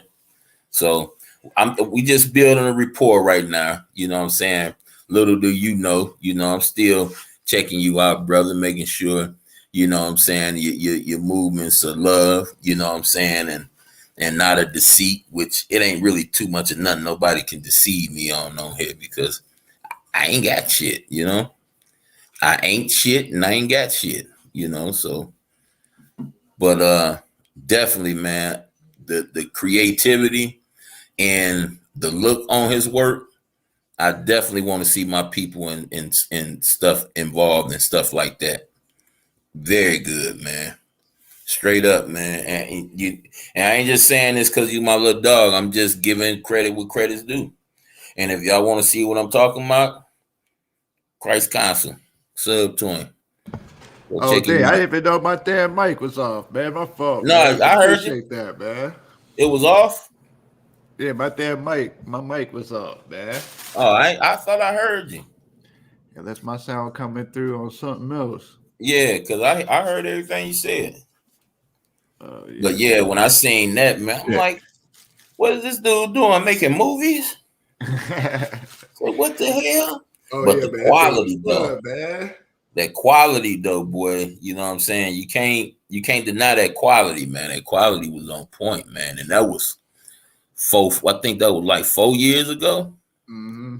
So nigga, if I'm doing my math right, that quality just is not just theirs, but even more vivid today. Yeah, man. Damn. Yeah, bro. Yeah. That's what I'm trying to. Hey, I'm the opposite of these weirdos, nigga. If I see you doing good, not only do I want to grab some of them crumbs, but I want to try to put more on there too, because you deserve it, nigga. If you deserve it, you deserve it. You just got it coming. Yeah, that's all it is. You just got it coming. You presenting a product. That product is foolproof. You know, you deserve it, dog. I'm gonna try my best to bring some business your way. Try to be the first participant if I can. You know, from this angle, if I can, shit, man, that's some nice work, bro. I appreciate that, man. Just seeing that you got, you know, it's other levels. It ain't just one level. You got several different levels, man. That's a beautiful thing. Variety is everything, man. Person never get bored. But it was a question you asked earlier about wanting to kill your baby mama. See, I always remember the important stuff, man. I try to. Oh, man, that's funny. I try to anyway. See, I want to get to the bottom of that, brother. Hey, I didn't say I wanted to kill my ass if y'all ever wanted to kill y'all's. Mm-hmm. Okay. So everything good and smooth with you? Hey, I mean, everything is what it is, but it ain't no issues. And no issue? Nah. Dude, now, how many kids? You got 2, right? Nah, I got 3. 3? Yeah. All by the same person? Mm-hmm. Oh, man, that's a beautiful thing. That's a beautiful thing. I was fortunate enough to have that happen too. Now listen, I might ask you something now. If she take you back today, would you be with her? Nah. That's a silly question. Now you already know why. You already know why. Nah. Nope. So I take it you wasn't the reason. You said the what? You wasn't the reason that y'all ain't with each other. Nah. Okay. That's all I'm willing to dig off into right now. You know what I'm saying? I'm gonna be subtle with mine. I ain't gonna force myself upon you. I'm just trying to make sure. I'm just trying to see what's the story within the story. That's all. Yeah. Hey, nah, man. There's no amount of money that you could offer me because it wouldn't be worth it. Dang. If you offered me $8 billion in some way, shape, or form, that $8 billion would disappear. It wouldn't be worth it. Nah. Okay. Nah. Okay. Never. Okay. Never. You hear me? I'm satisfied with King, that. you hear me? I hear you. I hear you, brother. I hear you over here, brother. Oh, man. You understand? Let me see my ass. Oh yeah, I hear you, brother. But nah, so listen. You know, few women lurking around. I just want to ask the young brother something. Are you single now, young brother? You said my single? Yeah. Something like that, man. Something like that. You know, you may got one lingering. I date people. Okay. So you really ain't trying to do nothing right now. Nah, man, is that safe to say that? Nah, it's not like that, man. It's like I've already been married before. Okay. And I know what I do and what I don't want, you know. And on top of that, man, I don't really I like besides reciprocity, I like to continue to build, and I notice that I don't have as many, if any, setbacks when I build by myself. So, you know, if I was to find something that was to compliment me in that way, you know, I would, you know, invest in something like marriage. But outside of that, man, it's like, okay. Yeah, I'm very self-reliant, man. Yeah. Okay. Yeah. Like you enjoy the space you have, or do you like you know how I used to be? I used to want to have space around me, right? Mm-hmm. But when I got too much space around me for too long, I want somebody in that space. And then when I get them in that space, I want them out of that space. Are you that guy? Nah, not like that. More so like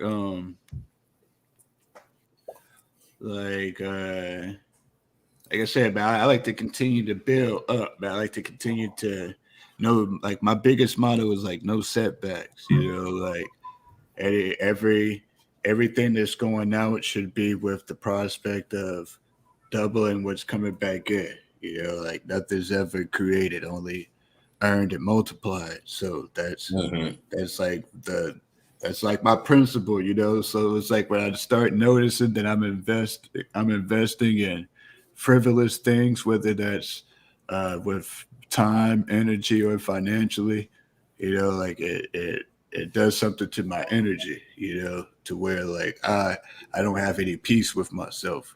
And whether you're inside here or not, if it's disrupting my energy, you know, that's what I can't. And I need to start wagering what's important. Okay. Yeah. Okay. You know what I'm saying? See, don't think, man, you ain't about to, just because I'm way older than you, don't think you ain't about to teach me a lot of shit now. Oh, nah, man. I ain't got I'm nothing about to to learn a teach. lot of stuff from you, man, because you know, I always make it my business to tell people, man, age ain't nothing but a number, man. Some Oh, people yeah, just man. got it, and some people just don't. But when you realize the people that you one of the persons that just don't get it, do that mean just settle for not having it? Nah. You go out and get it. Yeah. You go out and get it, and you ain't got to get it under deception. You ain't got to be fake about it. You just get it. You got to earn it. Some people got it naturally. Some people don't.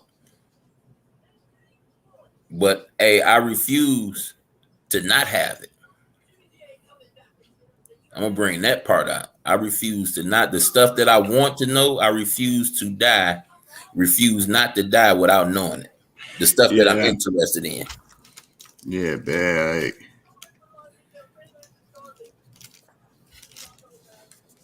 But dig this here, man.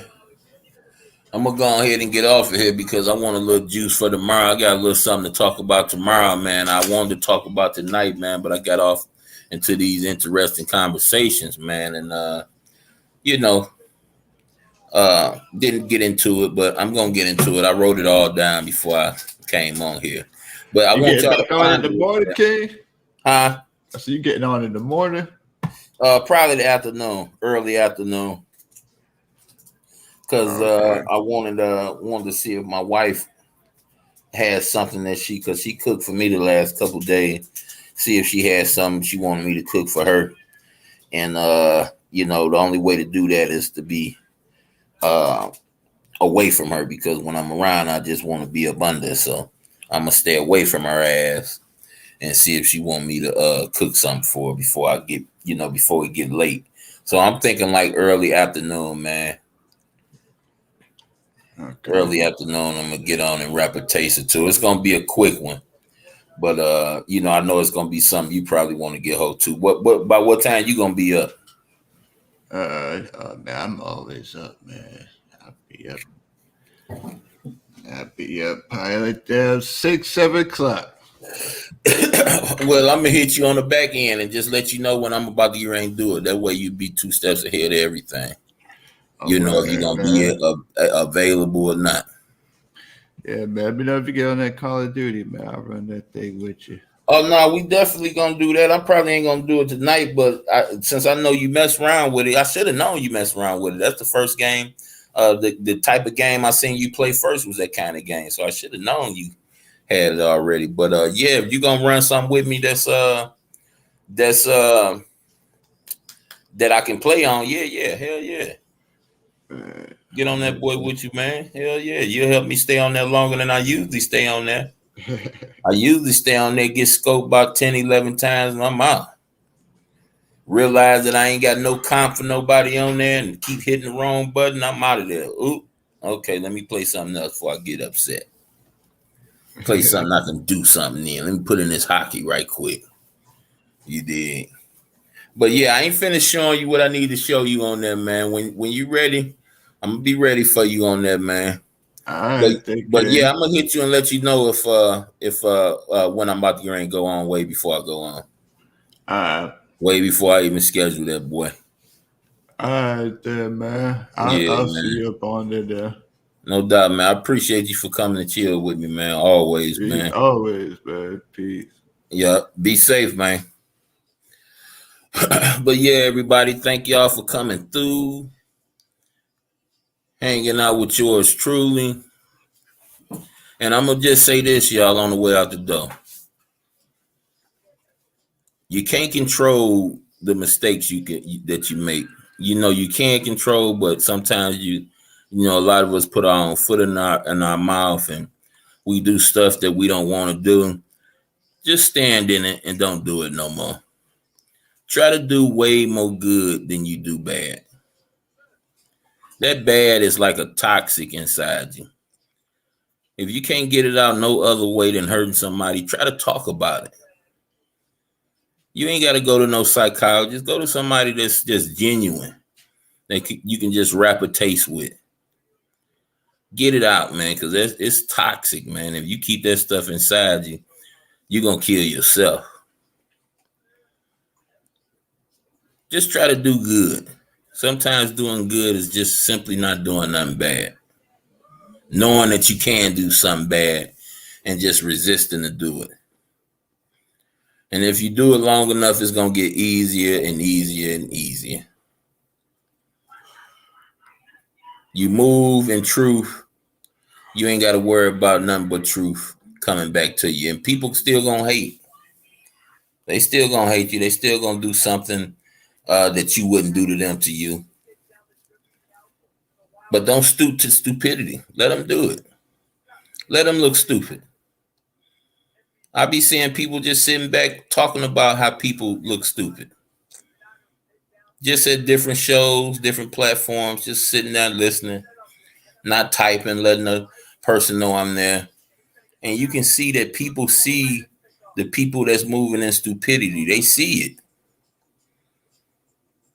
They see it. They see the clout chasers. They see the snakes. And I be seeing people thinking they be actually bullying somebody and the whole crowd know who they really are and don't even like them. I be like, damn. But sometimes the power, y'all, and all the time, I ain't gonna say sometimes, the power is just listening. Power is just sitting back listening. Usually a person tell you everything you need to know. You ain't got to go find nothing now. They're going to tell you everything about themselves. But just do good, y'all. Because we got to answer for everything we do. Everything we do good, everything we do bad, we're going to have to take account for. You already know what's, the rewards of doing good. But you don't know, you don't want to reap the rewards you're going to reap knowing what bad is and doing bad on purpose. Them reap ugly rewards. And don't be mistaken. God will not be mocked. Every man going to reap what he sow. Every man and woman going to reap what they sow. Ain't no escape. No matter what you believe. Peace and love, y'all. Be safe.